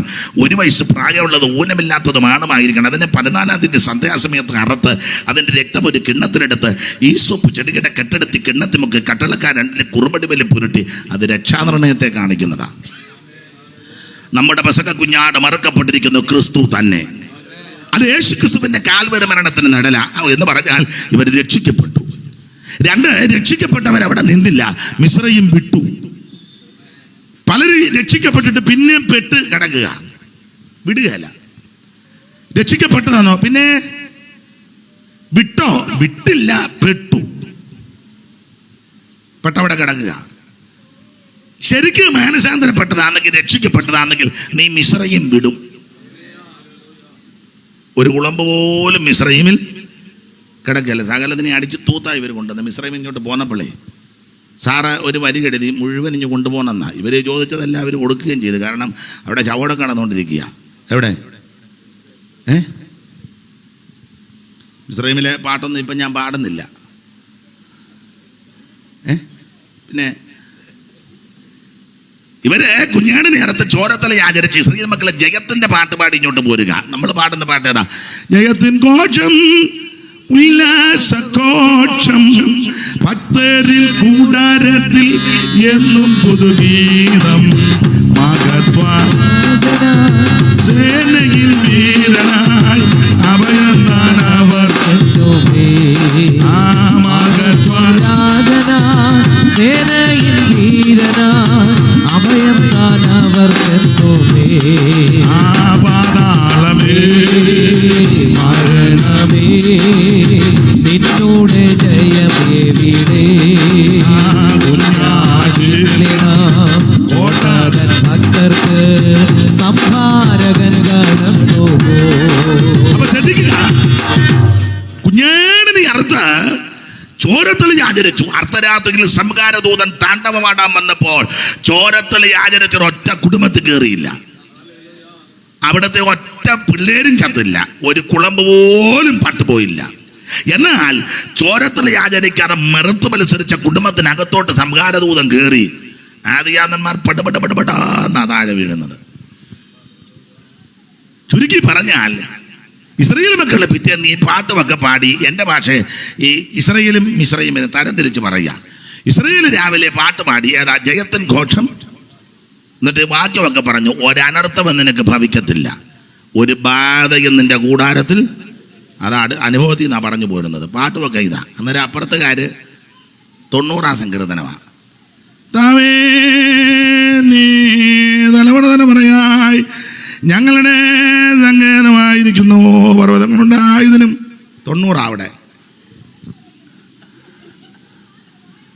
ഇവിടെ 91. അവിടുത്തെ പാട്ട് ഇതാ. മരണം വരുമൊരു നാൾ ഓർക്കുക മർത്യാ നീ. അറിയാൻ മേലാണ്ടാന്ന് പേടിച്ച് പാടാത്താന്നോ? മരണം വരുമൊരു നാൾ ഓർക്കുക മർത്യാ നീ, കൂടെ പോരും നിൻ ജീവിത ചെയ്തികളും സൽകൃത്യങ്ങൾ ചെയ്യുക നീ അലസത കൂടാതെ. തവേ നീ തലമുറ തലമുറയായി ഞങ്ങളുടെ. ഇതാണ് അവിടെ. അപ്പൊ ഇവിടെ ഏതാണെന്നറിയാമോ? ചോരത്തളി ആചരിച്ചവരുടെ അവർ 91. അത്യുന്നതന്റെ മറവിൽ വസിക്കുകയും സർവശക്തന്റെ നിഴലും കീഴി പാർക്കുകയും ചെയ്യുന്നവൻ. അതാ ഇവിടെ. സ്തോത്രം. അപ്പൊ ഈ അടക്കം നടക്കുന്നത് കൊണ്ട്, കാരണം അടക്കാൻ വലിയ വലിയ പുള്ളിക്കാരൊക്കെയാണ് വരുന്നത്. പറവോൻ വരെ മരിച്ചിരിക്കുക. പറവോന്റെ വീട്ടിൽ തന്നെ പിന്നെ വെടിമരണങ്ങൾ, പറവോ സ്ഥാനപ്പേരാ, അവിടെ എല്ലാം മരണം നടന്നിരിക്കുക. അപ്പൊ അവിടുത്തുകാരെ അടക്കാൻ മെയിൻ ആള് വരണം. മെയിൻ ആള് വന്നാലേ അവിടുത്തുകാരെ അടങ്ങൂ. അപ്പൊ അതുകൊണ്ട് ഇവർ അടക്കത്തിന്റെ ഈ വെപ്രാളവും പരവേശം കാരണം ചോദിച്ചതെല്ലാം ഇതുങ്ങൾ കൊടുത്തു. വല്ല ജാതി പൊക്കോട്ടെന്ന് ഓർത്തു. അപ്പൊ ഈ മിസ്രയീമിന് അടക്കത്തിനുള്ള ക്രമീകരണമാണ്. നരണൻ രാജനെയൊക്കെ വിളിച്ച് പന്തലുമൊക്കെ ഇട്ട് കറുത്ത ഇതെല്ലാം തൂക്കി. സ്തോത്രം. വലിയ പ്രശ്നങ്ങളാണ്. ചുരുക്കി പറഞ്ഞാൽ അപ്പൊ ഇസ്രായേൽ മക്കള് ജയത്തിന്റെ പാട്ട് പാടി ഇവര് ദൈവത്തെ മഹത്വപ്പെടുത്തുകയാണ്. അവിടെ അടക്കം നടക്കുക. വായിച്ചേ 33-ാം അധ്യായത്തിന്റെ 1-2 വായിച്ചേ. സംഖ്യാപുസ്തകം 33-ാം അധ്യായത്തിന്റെ 1-2 പെട്ടെന്ന് വായിരും. മോശയുടെയും അഹരോന്റെയും കൈക്കീഴിൽ ഗണം ഗണമായി മിസ്രയീം ദേശത്ത് നിന്ന് പുറപ്പെട്ട ഇസ്രായേൽ മക്കളുടെ പ്രയാണങ്ങളാവിത്. ഇസ്രായേൽ മക്കളുടെ പ്രയാണങ്ങളാവിത്. അടുത്തത് മോശ യഹോവയുടെ കൽപ്പന പ്രകാരം അവരുടെ പ്രയാണക്രമത്തിൽ അവരുടെ താവളങ്ങൾ എഴുതി വെച്ചു. അടുത്തത് താവളം താവളമായി അവർ ചെയ്ത പ്രയാണങ്ങളാവിത്. 1-ാം മാസം 15-ാം തീയതി അവർ രമസേസിൽ നിന്ന് പുറപ്പെട്ടു. ഇവർ 15-ാം തീയതി പുറപ്പെട്ടു. 14-ാം തീയതി ചോരത്തല ആചരിച്ചു. അടുത്ത വാക്യം. മിസ്രൈമ്യരോ യഹോവ തങ്ങളുടെ ഇടയിൽ സംഹരിച്ച കടിഞ്ഞൂലുകളെയെല്ലാം കുഴിച്ചിടുകയായിരുന്നു. അവിടെ ശവോടൊക്കെ നടന്നുകൊണ്ടിരിക്കുക. ഇവിടെ ജയത്തിന്റെ പാട്ട്. ചുരുക്കി പറഞ്ഞാൽ ആ ഭാഗം അധികം വിവരിക്കുന്നില്ല. ഇവർ ഒടുവിൽ ചെങ്കടൽ കടന്നു. ചെങ്കടൽ കടന്ന് അക്കരെ കയറിയപ്പോൾ പുറപ്പാട് പുസ്തകം 15-ാം അധ്യായത്തിന്റെ 1 മുതൽ 15-ന്റെ 19 വരെ സഹോദരന്മാര് പാട്ടുപാടി. 20-ാമത്തെ വാക്യത്തിൽ മിരിയാം കയ്യിൽ തപ്പെടുത്ത് നൃത്തം ചെയ്ത് പാട്ടുപാടി. ചുരുക്കി പറഞ്ഞാൽ ദൈവത്തെ ആരാധിച്ചു. എപ്പോഴാണെന്നറിയാമോ? ചെങ്കടൽ കടന്നപ്പോഴാണ് ദൈവത്തെ ആരാധിച്ചത്. അപ്പൊ ഞാൻ ആ പറഞ്ഞ പോയിന്റ് വരെ, ആരെ ആരാധിക്കണം? ദൈവത്തെ ആരാധിക്കണം. ആരെ ആരാധിക്കരുത്? വേറെ ആരെ ആരാധിക്കരുത്. ആരാണ് ആരാധിക്കേണ്ടത്? ഒറ്റ വാക്ക് പറയാ, രക്ഷിക്കപ്പെട്ട് സ്നാനപ്പെട്ട് മറുകര കയറിയവര് വേണം ദൈവത്തെ ആരാധിക്കാൻ. ആരാധനയിൽ ദൈവം പ്രസാദിക്കും. അപ്പോൾ 4-5 അധ്യായം വെളിപ്പാട് പുസ്തകം സ്വർഗത്തിലെ ആരാധനയാ. 6-ാം അധ്യായം മുദ്ര പൊട്ടിക്കുന്ന വിഷയമാണ്. 7 മുദ്രയുണ്ട്. അതിൽ 6-ാമത്തെ അധ്യായത്തിൽ 6 മുദ്ര പൊട്ടിക്കുന്നു. 7-ാം അധ്യായത്തിൽ 144,000 പേർക്ക് മുദ്ര കിടുന്നു. 8-ാം അധ്യായത്തിൽ 7-ാം മുദ്ര പൊട്ടിക്കുകയും കാഹളങ്ങൾ മീട്ടുന്നു. 9-ാം അധ്യായത്തിൽ യൂഫ്രട്ടീസ് നദീതീരത്ത് ബന്ധിച്ച ദൂതനെ അടിച്ചുവിടുകയാണ്. 10-ാം അധ്യായത്തിൽ ചെറുപുസ്തകം വാങ്ങി ഭക്ഷിക്കുന്നു. 11-ാം അധ്യായം 2 സാക്ഷി. 12 മുമ്പേ വായിച്ചു സൂര്യധാരണ സ്ത്രീയെ.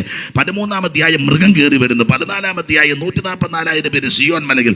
15-ാം അധ്യായം മോശയുടെ പാട്ട്, കുഞ്ഞാടിന്റെ പാട്ടും പാടി വീണ പിടിച്ച് വൈദികന്മാർ പാട്ടുപാടി ദൈവത്തെ ആരാധിക്കുന്നു. 16-ാം അധ്യായത്തിൽ 7 ക്രോധകലശം ഭൂമിയിലൊഴിക്കുന്നു.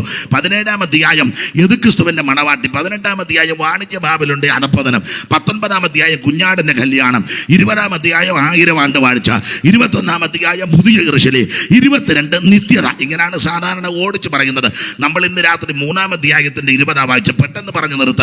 3-ന്റെ 20 ദൈവദാസനെ ഒന്നുകൂടെ ആ പദം ഒന്ന് വായിച്ചേര്. ഞാൻ വാതിൽക്കൽ നിന്ന് മുട്ടുന്നു. ഇന്ന് രാത്രി അല്പസമയങ്ങൾ ഓർമ്മിപ്പാനുള്ളത്, ഹൃദയത്തിന്റെ വാതിൽക്കൽ നിന്ന് ഇന്ന് രാത്രി മുട്ടുന്നുണ്ട്. വാതിൽക്കൽ നിന്ന് മുട്ടുന്നു. ആരാണ് വാതിൽക്കൽ നിന്ന് മുട്ടുന്നത്? യേശു ഹൃദയത്തിന്റെ വാതിൽക്കൽ നിന്ന് മുട്ടുക. ഈ ഓരോ സഭയോടും ദൂത് പറയുമ്പോൾ ദൂതിന് ചില അടിസ്ഥാന തത്വങ്ങൾ, അതെല്ലാം ഞാൻ പറയുന്നില്ല. 7 സഭയ്ക്കാ ദൂത്. ഓരോ സഭയോടും ദൈവം ദൂത് പറയുമ്പോൾ അതിന് അടിസ്ഥാന പ്രമാണം: 1, കർത്താവ് സഭയ്ക്ക് തന്നെ ഒന്ന് പരിചയപ്പെടുത്തും. 2, അഭിനന്ദിക്കാൻ എന്തെങ്കിലും ഉണ്ടെങ്കിൽ അഭിനന്ദിക്കും. 3, ആക്ഷേപിക്കാൻ വല്ലതുമുണ്ടെങ്കിൽ ആക്ഷേപിക്കും. 4, അവരെ നന്നായിട്ട് വിവേചിക്കും. 5, അവർക്ക് പ്രബോധനം കൊടുക്കും. 6, അവർക്ക് മുന്നറിയിപ്പ് കൊടുക്കും. 7, പ്രതിഫലം വല്ലതും ഉണ്ടെങ്കിൽ അതും കർത്താവ് പറയും. എല്ലാം എടുക്കാൻ നേരമില്ല, പരിചയപ്പെടുത്തിയത് മാത്രം വായിക്കാം. 3-ന്റെ 14 കർത്താവ് ലവോദിക്ക സഭയ്ക്ക് തന്നെ ഒന്ന് പരിചയപ്പെടുത്തിയത് മുമ്പേ വായിച്ച പദത്തോട് ചേർത്ത 3:14. ലവോദിക്ക സഭയിലെ ദൂതൻ എഴുതുക: വിശ്വസ്തനും സത്യവാനുമായ സാക്ഷി ദൈവസൃഷ്ടിയുടെ ആരംഭമായ ആമേൻ എന്നുള്ളവൻ അരുളി എന്ന് പറഞ്ഞാൽ, അല്ലയോ ലവോദിക്ക സഭയെ, നിങ്ങളോട് ദൂത് പറയുന്ന ഞാൻ വിശ്വസ്തനായ ദൈവമാണ്. ഇന്ന് രാത്രി എന്നെ കേൾക്കുന്ന ബഹുമാന്യ ദൈവമക്കളോട് പറയാ, നിന്നെ രക്ഷിച്ച ദൈവം വിശ്വസ്തനാ. നിന്നെ വിടുവിച്ച ദൈവം വിശ്വസ്തനാ. നമുക്ക് വേണ്ടി രക്തം ചീന്തിയ കർത്താവ് വിശ്വസ്തനാ. അവിടുന്ന് അരുളി ചെയ്ത്, ഞാനോ ലോകാവസാനത്തുള്ള എല്ലാ നാളും നിങ്ങളോട് കൂടെ ഉണ്ടെന്ന് അരുളി ചെയ്ത നമ്മുടെ ദൈവം വിശ്വസ്തനാ. ആകാശവും ഭൂമിയും ഒക്കെ മാറിപ്പോകും, ദൈവത്തിന്റെ വചനങ്ങൾക്കും ദൈവത്തിന്റെ വാഗ്ദത്തങ്ങൾക്ക് ഒരു മാറ്റവും വരത്തില്ല. ദൈവം വിശ്വസ്തൻ. അവിടുന്ന് വാക്ക് പറഞ്ഞാൽ മാറാത്തവനാ. ദൈവത്തിന്റെ മകത്ത് വിവരിക്കുന്നില്ല. കാരണം ഇവിടെ ആരും വിശ്വസ്തരല്ല. എല്ലാവരും ഒന്നല്ല, ആരും വിശ്വസ്തരല്ല. മാതാപിതാക്കൾ എല്ലാവരും ഒന്നും വിശ്വസ്തരല്ല. മക്കളും എല്ലാവരും വിശ്വസ്തരല്ല. സ്നേഹിതരും സഹോദരങ്ങളും ചാർച്ചക്കാരും എല്ലാവരും വിശ്വസ്തരല്ല. മുമ്പേ പറഞ്ഞതുപോലെ അവസരം കിട്ടുമ്പോൾ എല്ലാവരും തള്ളിപ്പറയും, ഒറ്റപ്പെടുത്തും. പക്ഷേ നമുക്ക് വേണ്ടി രക്തം ചീന്തി വീണ്ടെടുത്ത ദൈവം വിശ്വസ്തനാ. സഭയ്ക്ക് തന്നെ ഒന്ന് പരിചയപ്പെടുത്തുക. വിശ്വസ്ത സാക്ഷി. ഞാൻ അധികം വിവരിക്കുന്നില്ല, സമയം പോകുന്നല്ലോ. വാതിക്കൽ നിന്ന് മുട്ടുന്നു. വാതിക്കൽ എന്തൊക്കെയുണ്ട്? അതാ നമ്മുടെ ഒരു ചെറിയ വിഷയം. വാതിക്കൽ എന്തൊക്കെയുണ്ട്?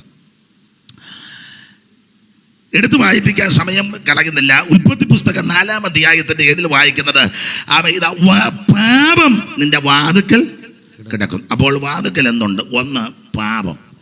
ഇന്ന് രാത്രി എന്നെ കേൾക്കുന്ന പ്രിയരെ, ആ വാതുക്കൽ പാപം കിടക്കുക. ദാവീദൊക്കെ പാടിയല്ലോ, അകൃത്യത്തിൽ എൻ്റെ അമ്മ എന്നെ പാപത്തിൽ ഗർഭം ധരിച്ചു, അകൃത്യത്തിൽ ഉരുവായി. അപ്പോൾ ഒരു വ്യത്യാസമില്ല, എല്ലാവരും പാപം ചെയ്ത് ദൈവ തേജസ് നഷ്ടപ്പെടുത്തി. ഇന്ന് രാത്രി അതുകൊണ്ട് ഒരു കാര്യം പറയാം, സകല മനുഷ്യരും പാപികളാ.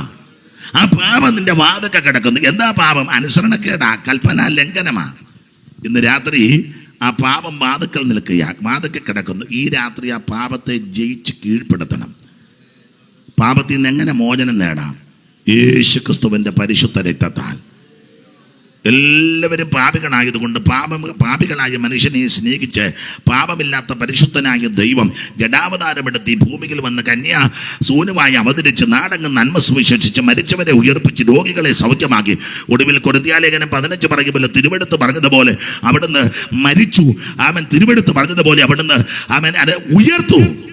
ഇന്നും തിരുവെടുത്ത് പറഞ്ഞ പോലെ ജീവിച്ചു, തിരുവെടുത്ത് പറഞ്ഞ പോലെ തിരിച്ചു വരും. ഇന്ന് രാത്രി ആ യേശുവിൽ വിശ്വസിച്ച് യേശുവിൻ്റെ രക്തത്താൽ പാപങ്ങളുടെ മേൽ ജയവും വിടുതലും എടുക്കണം. അവന്റെ പുത്രനായ യേശു ക്രിസ്തുവിന്റെ രക്തം സകല പാപങ്ങളും പോക്ക് നമ്മെ ശുദ്ധീകരിക്കും. നിങ്ങളുടെ അകൃത്യങ്ങൾ രക്താംബരം പോലെ ഇരുന്നാലും കടുച്ചുമപ്പായിരുന്നാലും അത് ഹിമം പോലെ പഞ്ഞു പോലെ വെളുപ്പിക്കുവാൻ പര്യാപ്തമായ പരിശുദ്ധ രക്തമാണ് യേശുവിന്റെ രക്തം. ഇന്ന് രാത്രി ആ രക്തത്തിന്റെ ശക്തി ഇവിടെ വ്യാപരിക്കുക. ഈ രക്തത്തിന്റെ വിശേഷത പുണ്യാക രക്തമാ, വിലയേറിയ രക്തമാ. ഇത് സംസാരിക്കുന്ന രക്തമാ, ഗുണകരമായി സംസാരിക്കുന്ന രക്തം. ഹാബേലിന്റെ രക്തത്തെക്കാളും ഗുണകരമായി സംസാരിക്കുന്ന യേശു ക്രിസ്തുവിന്റെ പരിശുദ്ധ രക്തം മാത്രമാണോ ആട്ടുകൊറ്റന്മാരുടെ കാലക്കടാക്കളുടെ രക്തം മലിനപ്പെട്ട തളിക്കുന്ന പശുഭസ്മവും ജഡിക ശുദ്ധി വരുത്തുമ്പോൾ നിത്യാത്മാവിനാൽ പിതാവാം ദൈവത്തിന് തന്നെത്താൻ നിഷ്കളങ്കനായി സമർപ്പിച്ച യേശു ക്രിസ്തുവിന്റെ പരിശുദ്ധ രക്തം ജീവനുള്ള ദൈവത്തെ ആരാധിക്കാൻ നമ്മളെ സജ്ജരാക്കി തീർത്തു. ഈ രക്തം വിലയേറിയ രക്തമാണ്. വെളിപ്പാട് പുസ്തകം പഠിക്കുമ്പോൾ ഈ രക്തം നമുക്ക് ജയം തരുന്ന രക്തമാണ്.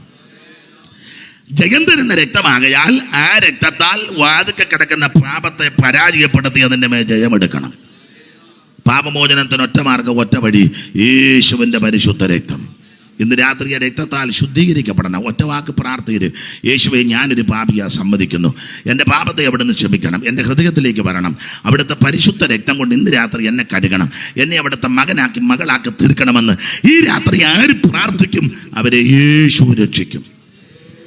വാതുക്കൽ നിന്ന് മുട്ടുന്നു. അപ്പൊ ഒന്ന്, വാതുക്കൽ പാപം കിടക്കുന്നു, അതിനെ ജയിക്കണം. എങ്ങനെ ജയിക്കാം?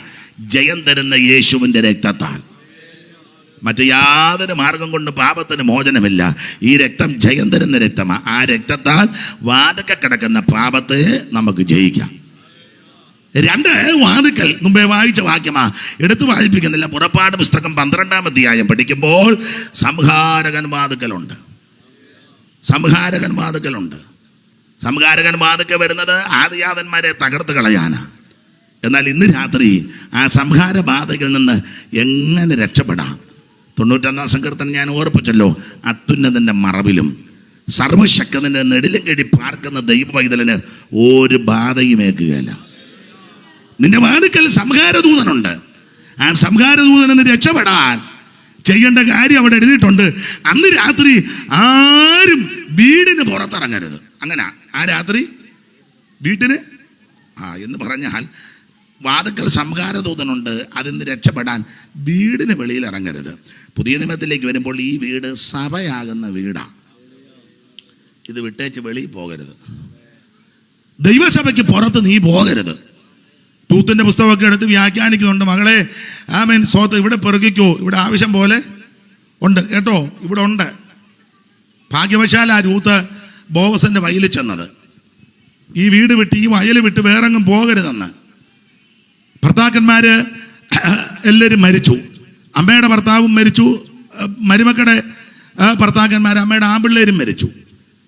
അമ്മയും 2 മരുമക്കളും പിള്ളേരോട് പറഞ്ഞു നിങ്ങളുടെ വീട്ടിൽ പോകാൻ. ഓർപ്പ ഓടി വന്ന് കെട്ടിപ്പിടിച്ച് അമ്മയ്ക്ക് ഒരു ഉമ്മയൊക്കെ കൊടുത്തു. കണ്ടാൽ തോന്നും അമ്മയോട് പോകാനുള്ള പോക്കിന് കൊടുത്തു ഉമ്മയാ. രൂത്ത് ഉമ്മ വെക്കാനൊന്നും ഇല്ലെങ്കിൽ രൂത്ത് അമ്മയോട് പറഞ്ഞു, പിന്നെ നിന്റെ ദൈവം എൻ്റെ ദൈവം, നിന്റെ ജനം എൻ്റെ ജനം, നീ പോകുന്നിടത്ത് ഞാനും വരും. പിന്നെ എൻ്റെ ഭാഷയാ, തള്ള ഇടയ്ക്കിടയ്ക്ക് പോകുന്നതെന്ന് ചോദിക്കരുത്, മരണത്താലല്ലാതെ. യഹോവ ഭക്തന് ദൃഢധൈര്യം ഉണ്ട്, അവൻ്റെ മക്കൾക്കും ശരണം ഉണ്ടാകുമെന്ന. അങ്ങനെ രണ്ടുപേരും കൂടെ നടന്ന് ബേത്ലഹേമിലെത്തി. ആരാ? രൂത്തും നവോമി. ബേത്ലഹേമിലെത്തിയപ്പോൾ എൻ്റെ ഭാഷയാ, അന്ന് ബേത്ലഹേമിൽ ലേഡീസ് മീറ്റിംഗ് നടക്കുക, സഹോദരീ സമാജം. തെളിയിക്കാം, ഒരു വാക്യം വായിച്ച്. 1:19, രൂത്ത് 1:19. വചനത്തിൽ നാം എൻ്റെ കൊങ്ങായിക്ക് പിടിക്കുകയല്ല. അങ്ങനെ അവർ രണ്ടുപേരും അതാ നവോമിയും രൂത്തും, അതാ രണ്ടുപേരും ബെത്ലഹേം വരെ നടന്നു. അടുത്തത് ബെത്ലഹേമിൽ അവർ എത്തിയപ്പോൾ പട്ടണം മുഴുവനും അവരുടെ നിമിത്തം ഇളകി. അടുത്ത വാക്യം, ഇവൾ നവോമിയോ എന്ന് സ്ത്രീജനം പറഞ്ഞു. സ്ത്രീജനം, അതാ ഞാൻ പറഞ്ഞ ലേഡീസ് മീറ്റിംഗ് ആയിരുന്നെന്ന്. രണ്ടുപേരും കൂടെ ബേത്ലഹേമിൽ വന്നപ്പോൾ അന്ന് സഹോദരീ സമാജം, പട്ടണം ഇളകി.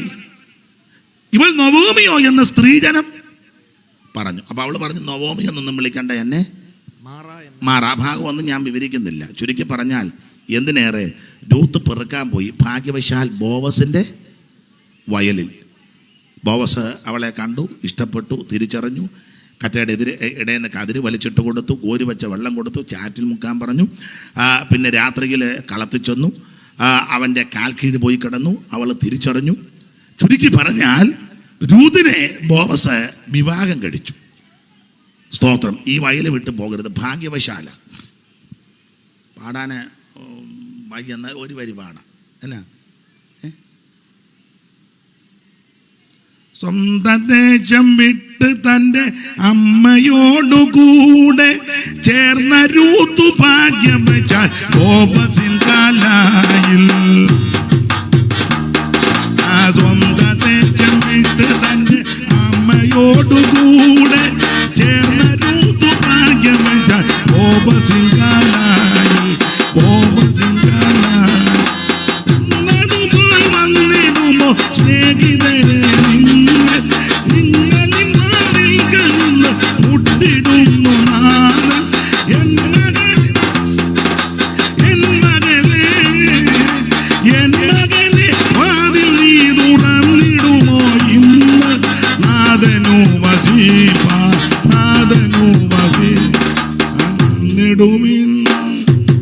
വന്നിടുവിൻ മാനവരെ ബോവസിൻ കാലായി. തൻ വയലിൽ വേല ചെയ്യും തൻ ജനത്തിൻ കൂടെ.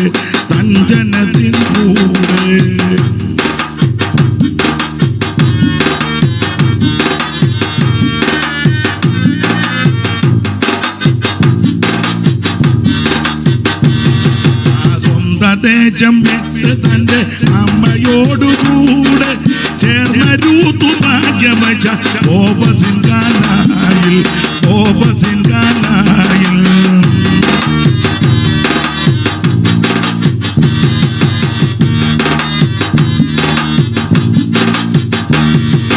ഇന്ന് രാത്രി ഈ വയല് വിട്ടങ്ങ് പോകരുത്.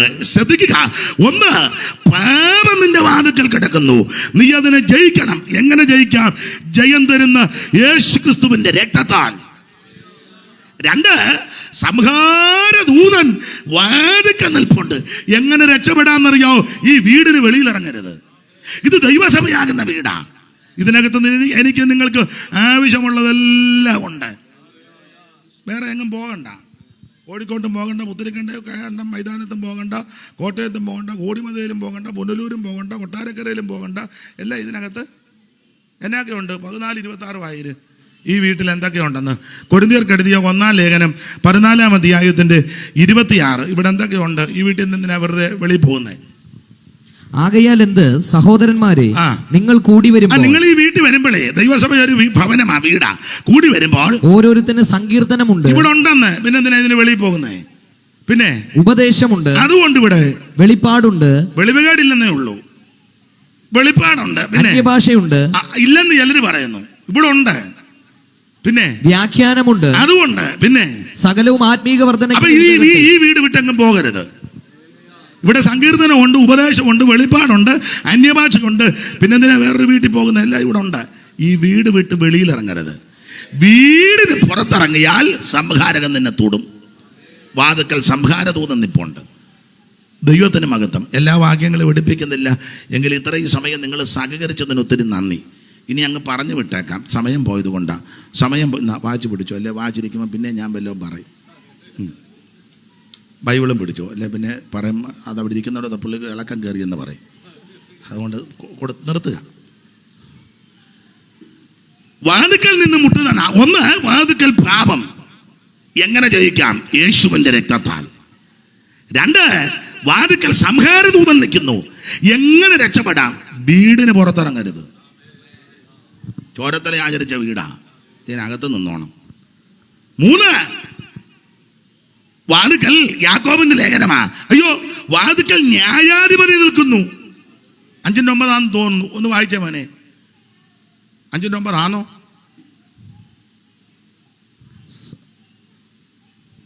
അതെ. സഹോദരന്മാരെ, വിധിക്കപ്പെടാതിരിപ്പാൻ ഒരുവന്റെ നേരെ ഒരുവൻ ഞരങ്ങിപ്പോകരുത്. ഇതാ ന്യായാധിപതി വാതിൽക്കൽ നിൽക്കുന്നു. ന്യായാധിപതി വാതിൽക്കൽ നിൽക്കുന്നു. എന്നെ നിങ്ങളെ ന്യായം വിധിക്കുവാൻ ഒരുവൻ വാതിൽക്കൽ നിൽക്കുക. സൂക്ഷിച്ചോണം. സംസാരം, പ്രവൃത്തി, ഇടപാട്, കൊടുക്കുവാങ്കൽ, ചെയ്വന, രീതി, നടപടി, ഇതെല്ലാം ശ്രദ്ധിക്കണം. ന്യായവിധിയുണ്ട്. ന്യായവിധി. ഈ ന്യായവിധി ആർക്കാ? ദൈവമക്കൾക്കാ. നമുക്കാ ന്യായവിധി. മറ്റവർക്കോ? അവർക്ക് ശിക്ഷാവിധിയാ. നമുക്ക് ശിക്ഷാവിധിയില്ല. പക്ഷേ ഞാനൊരിക്കൽ പ്രസംഗിച്ചവൻ പറഞ്ഞു, കർത്താവ് കാഹളം ധ്വനിക്കും, വിശുദ്ധന്മാർ ഇവിടുന്ന് എടുക്കപ്പെട്ട ഉടനെ സ്വർഗത്തിൽ ചൊല്ലും. അപ്പോൾ സ്വർഗത്തിൽ ചെന്നാൽ ഉടനെ എന്നാന്ന് ചോദിച്ചപ്പോൾ ഒരാൾ പറഞ്ഞ് കല്യാണമാണ്. ഞാൻ പറഞ്ഞു എന്നെ കഴിപ്പിക്കയച്ചിട്ട് സമാധാനപ്പെടാൻ പറഞ്ഞു. ചെന്നാൽ ഉടനെ കല്യാണം. അവൻ 2 കെട്ടിയതാ. എന്നിട്ട് പിന്നെ ചെന്നാൽ ഉടനെ കല്യാണമല്ല. അപ്പം വേറെ തള്ള പറഞ്ഞു ചെന്നാൽ ഉടനെ ആരാധിക്കാം. ഞാൻ പറഞ്ഞു, നല്ല എന്തും വേണ്ട സമയമുണ്ട്, തള്ള ഇരുന്ന് ഉറങ്ങുക. എന്നിട്ട് ഞാൻ അവിടെ ചെന്നിട്ട് വേണമെന്ന്. ചെന്നാൽ ഉടനെ ആരാധനയൊന്നുമല്ല. അപ്പോൾ ഒരാൾ ചോദിച്ചു പിന്നെ എന്നാന്ന്. ഞാൻ പറഞ്ഞു ചെന്നാൽ ഉടനെ ന്യായവിധിയാ. അപ്പോൾ അവൻ ചോദിക്കുക പിന്നെയും പ്രശ്നമാണോ എന്ന്. ഞാൻ പറഞ്ഞു പ്രശ്നമല്ല, ന്യായവിധി. പേടിക്കുമൊന്നും വേണ്ട, ന്യായമായ വിധിയാണ്. ന്യായവിധി നമുക്കേ ഉള്ളൂ. അവനവന് ശരീരത്തിരിക്കുമ്പോൾ ചെയ്യുന്നത് നല്ലതാകലും തീയതാകലും അതിന് തക്കവണ്ണം പ്രാപിപ്പാൻ നാം ഓരോരുത്തരും ക്രിസ്തുവിന്റെ മുൻപിൽ നിന്നു ന്യായം പറഞ്ഞിടുവാൻ. ക്രിസ്തന്റെ മുൻപിൽ നിന്നു ന്യായം പറഞ്ഞിടുവാൻ പാപ്പാ ബിഷോപ്പന്മാരും മെത്രാന്മാരച്ഛന്മാരും നാസ്തികരും എല്ലാ ആസ്തികരും ന്യായം വിധിച്ചു തള്ളു ദൈവം. ദുഷ്ടനെ വിധി ചൊല്ലി പുറം തള്ളും. തേജസ്സിൻ സിംഹാസനം ന്യായമായി വിധി ചൊല്ലി പോകുവിൻ, ഞാൻ നിങ്ങളെ അറിയുന്നില്ല. ന്യായം വിധിച്ചു തള്ളും ദൈവം.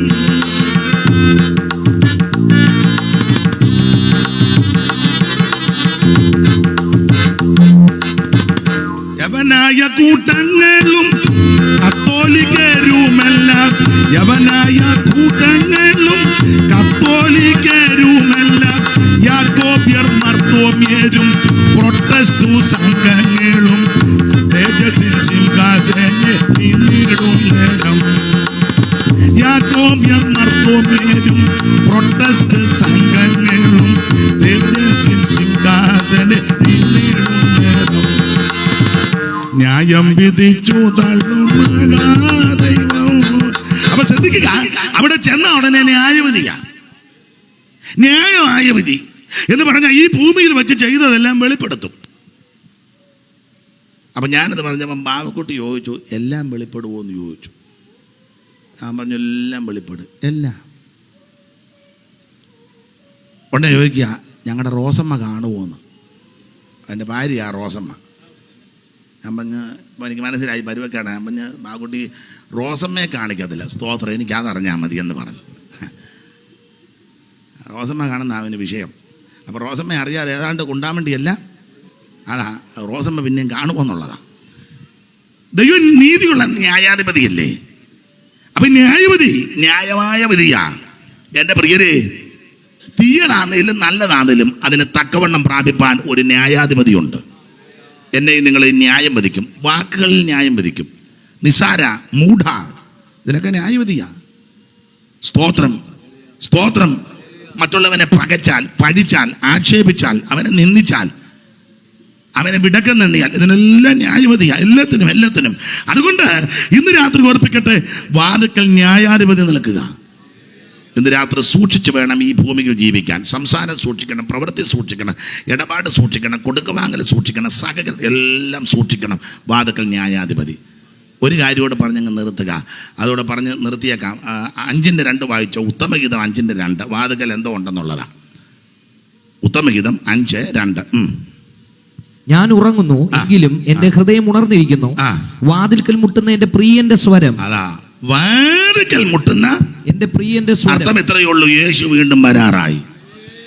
തന്റെ വിശുദ്ധന്മാരെ ചേർക്കാൻ യേശു വീണ്ടും വാതിക്കൽ മുട്ടുന്ന പ്രിയന്റെ സ്വരം. ഇന്ന് രാത്രി തിരുസഭയെ ചേർക്കാൻ അധികം താമസിക്കാതെ അവിടെ നിന്ന് വീണ്ടും വരാൻ പോയാ തനിക്കായി കാത്തു നിൽക്കുന്ന വിശുദ്ധന്മാരുടെ രക്ഷയ്ക്ക്. ചിലർ താമസമെന്ന് വിചാരിക്കുന്നത് പോലെ കർത്താവ് തന്റെ വാഗ്ദത്തം നിവർത്തിപ്പാൻ താമസിക്കുന്നില്ല.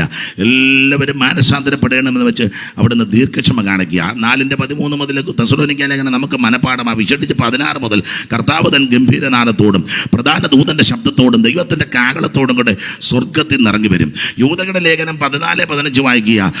ആദാം മുതൽ 7-ാമനായ ഹാനോക്കും ഇവരെ കുറിച്ച് ഇതാ കർത്താവ് എല്ലാവരെയും വിധിപ്പാനും അവർ അപക്വതയോടെ ചെയ്ത ഭക്തിവിരുദ്ധമായ സകല പ്രവൃത്തികൾ നിമിത്തവും ഭക്തികെട്ട പാപികൾ തന്റെ നേരെ പറഞ്ഞ സകല നിഷ്ഠൂരങ്ങൾ നിമിത്തവും ഭക്തികെട്ട പാപികളെയൊക്കെ ബോധം വരുത്തുവാൻ 1000 വിശുദ്ധന്മാരോട് കൂടെ വന്നിരിക്കുക. ഇനി എത്രയും അല്പകാലം കഴിഞ്ഞിട്ട് വരുവാനുള്ളവൻ വരും, താമസിക്കത്തുമില്ല. തനിക്കായി കാത്തു നിൽക്കുന്ന വിശുദ്ധരുടെ രക്ഷയ്ക്ക് അവിടെ നിന്ന് വീണ്ടും പ്രത്യക്ഷപ്പെടാൻ പോകുക. ഇന്ന് രാത്രി വാതിക്കൽ നിന്ന് മുട്ടുന്ന പ്രിയന്റെ സ്വരം. ആരാണ് ഇവിടുത്തെ വരവിൽ പോകുന്നത്? ഒറ്റവാക്കി പറഞ്ഞു നിർത്താം. മാനസാന്തരപ്പെട്ട് രക്ഷിക്കപ്പെട്ടവർ പോരാ, വെള്ളത്തിൽ മുങ്ങി പിതാവിൻ്റെയും പുത്രൻ്റെയും പരിശുദ്ധാത്മാവിൻ്റെ നാമത്തിൽ സ്നാനപ്പെട്ടവർ തീർന്നില്ല, അഭിഷേകം പ്രാപിച്ചവർ പോരാ, തിരുമേശ എടുക്കുന്നവർ, വേർപാട് ആചരിക്കുന്നവര്, അപ്പോസ്തലിക ഉപദേശത്തിൽ നിൽക്കുന്നവർ, കൂട്ടായ്മ ആചരിക്കുന്നവർ, പ്രാർത്ഥന കഴിക്കുന്നവർ, ദൈവത്തോടും മനുഷ്യരോടും കുറ്റമറ്റ മനസ്സാക്ഷിയോടെ ജീവിച്ച് ഓരോ ദിവസവും മാനസാന്തരപ്പെട്ട് അവിടുത്തെ വരവനായി നോക്കി പാർക്കുന്ന വിശുദ്ധന്മാരെ ചേർക്കാൻ യേശു വീണ്ടും വരും. വാതിക്കൽ നിന്ന് മുട്ടുന്ന പ്രിയന്റെ സ്വരം. ഇന്ന് രാത്രി വാതിക്കൽ 1 പാപം കിടക്കുന്നു. എങ്ങനെ ജയിക്കാം? യേശുവിൻ്റെ രക്തത്താൽ. 2 വാതിക്കൽ സംഹാരദൂതൻ. എങ്ങനെ വിടുതൽ പ്രാപിക്കാം? ഈ വീടിന് വെളിയിലിറങ്ങരുത്.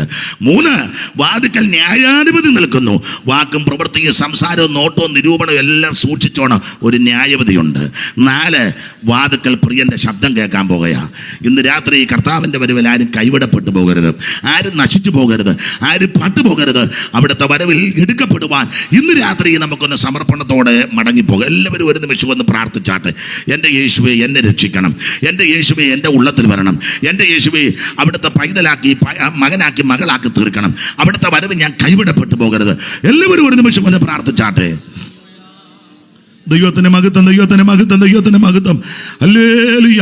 കണ്ണടയുന്നതിന് മുമ്പ് യേശുവിനെ രക്ഷിതാവായി സ്വീകരിച്ചോണം. മരണം നിന്നെ പിടികൂടുന്നതിന് മുമ്പ് ആമേ ക്രിസ്തുവിന്റെ രക്ഷിതാവായിട്ട് ഏറ്റെടുക്കണം. ഇനി അധികം താമസമില്ലാതെ യേശു വരും. കാലം അധികമില്ല. എല്ലാവരും ഒരു നിമിഷം ഒന്ന് പ്രാർത്ഥിച്ചാട്ടെ. ദൈവത്തിന് മഹത്വം, ദൈവത്തിന് മഹത്വം, ദൈവത്തിന് മഹത്വം. എല്ലാവരും ഒന്ന് സമർപ്പിച്ച് പ്രാർത്ഥിച്ചാട്ടെ. കർത്താവേ അവിടുത്തെ തൃക്കരങ്ങളിൽ എന്നെ സമർപ്പിക്കുന്നു. എല്ലാവരും പ്രാർത്ഥിക്കാം. ദൈവത്തിന് മഹത്വം, ദൈവത്തിന് മഹത്വം, ദൈവത്തിന് മഹത്വം, ദൈവത്തിന് മഹത്വം. സത്യവചനം കേട്ടു നീ വാ, നിത്യജീവൻ നിനക്ക് കിടുമേ. സത്യവചനം കേട്ടു നീ വാ, നിത്യജീവൻ നിനക്ക് കിടും. ഓ നിൻപേരും ജീവ പുസ്തകത്തിൽ ഓ ഉന്നയിന്ന് എഴുതിയിടുവേ. വരുവീ നല്ല സമയം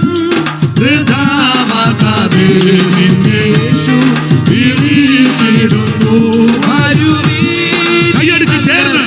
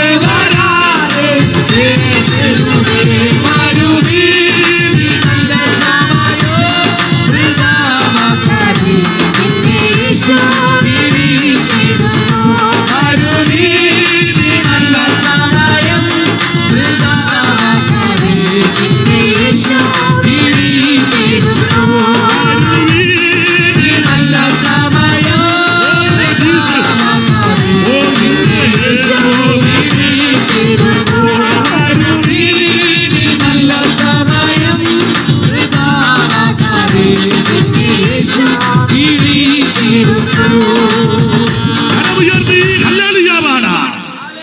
ഒരിക്കൽ കൂടി ഹല്ലേലൂയ പാടാം. ഇന്ന് രാത്രി യാത്രയിൽ അല്പ തടസ്സങ്ങൾ നേരിട്ടെങ്കിലും നിങ്ങളുടെ പ്രാർത്ഥനയാലും ദൈവത്തിന്റെ കൃപയാൽ ഇവിടെ വന്ന് ഇത്രയും സമയം വചനം പറയുവാൻ ദൈവം കൃപ നൽകി. ഇതുവരെ എന്നെ കേട്ടിരുന്ന ബഹുമാനരായ എല്ലാ പിതാക്കന്മാർ, മാതാക്കൾ, കുഞ്ഞുങ്ങൾ, സഹോദരി സഹോദരന്മാർ, വിശേഷിച്ച് ബഹുമാനരായ കർത്തൃദാസന്മാർ, എനിക്ക് വളരെ സന്തോഷം. കർത്തൃദാസിയുമായിട്ട് ഒന്നിച്ച് ശുശ്രൂഷ ഇന്ന് ചെയ്യുവാനിടയായി. പാടി സഹായിച്ചതിന് ഒത്തിരി നന്ദി. ഇങ്ങനൊരു അവസരം ലഭിച്ചതിലും ദൈവത്തിന് മഹത്വം. തന്നെയല്ല, നിങ്ങൾ നന്നായിട്ടത് കൈകാര്യം ചെയ്ത് വളരെ സന്തോഷം. വളരെ നന്നായിരിക്കുന്നു, വളരെ നന്നായിരിക്കുന്നു. ഞാനിന്ന് പാടുന്നില്ലെന്ന് ഓർത്തിരുന്നതാണ്, എന്നാലും ദൈവം സഹായിച്ചു. തന്നെയുമല്ല, ഈ മൈക്ക് നന്നായിട്ട് വർക്ക് ചെയ്തു. സഹോദരൻ രക്ഷിക്കപ്പെട്ടതാണോ? ആ, ദൈവം അനുഗ്രഹിക്കട്ടെ. ഇത് മിക്കടുത്ത് ഇതെല്ലാം ചെയ്ത അവസാനം പിന്നെ പരുവക്കെടി പോകരുത്, അതിനായി ചോദിക്കുന്നത്. ദൈവം നന്നായിട്ട് വർക്ക് ചെയ്തു. വിളിക്കുകയാണെങ്കിൽ ഇങ്ങനെയുള്ളവരൊക്കെ ഇനിയും വിളിക്കുമ്പോഴും പുള്ളിയെ വിളിക്കാവുള്ളൂ. എന്നെയും വിളിക്കുന്നുണ്ടെങ്കിൽ കർത്താവിന് മഹത്വം. വളരെ നന്നായിരിക്കുന്നു.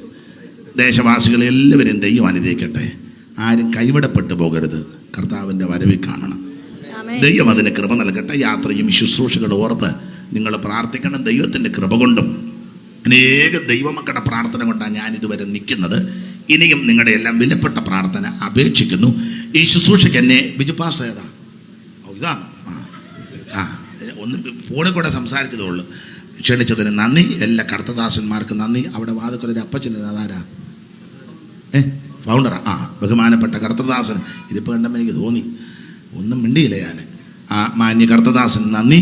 ദൈവം നിങ്ങളെല്ലാവരെയും അനുഗ്രഹിക്കുമാറാകട്ടെ. Thank you.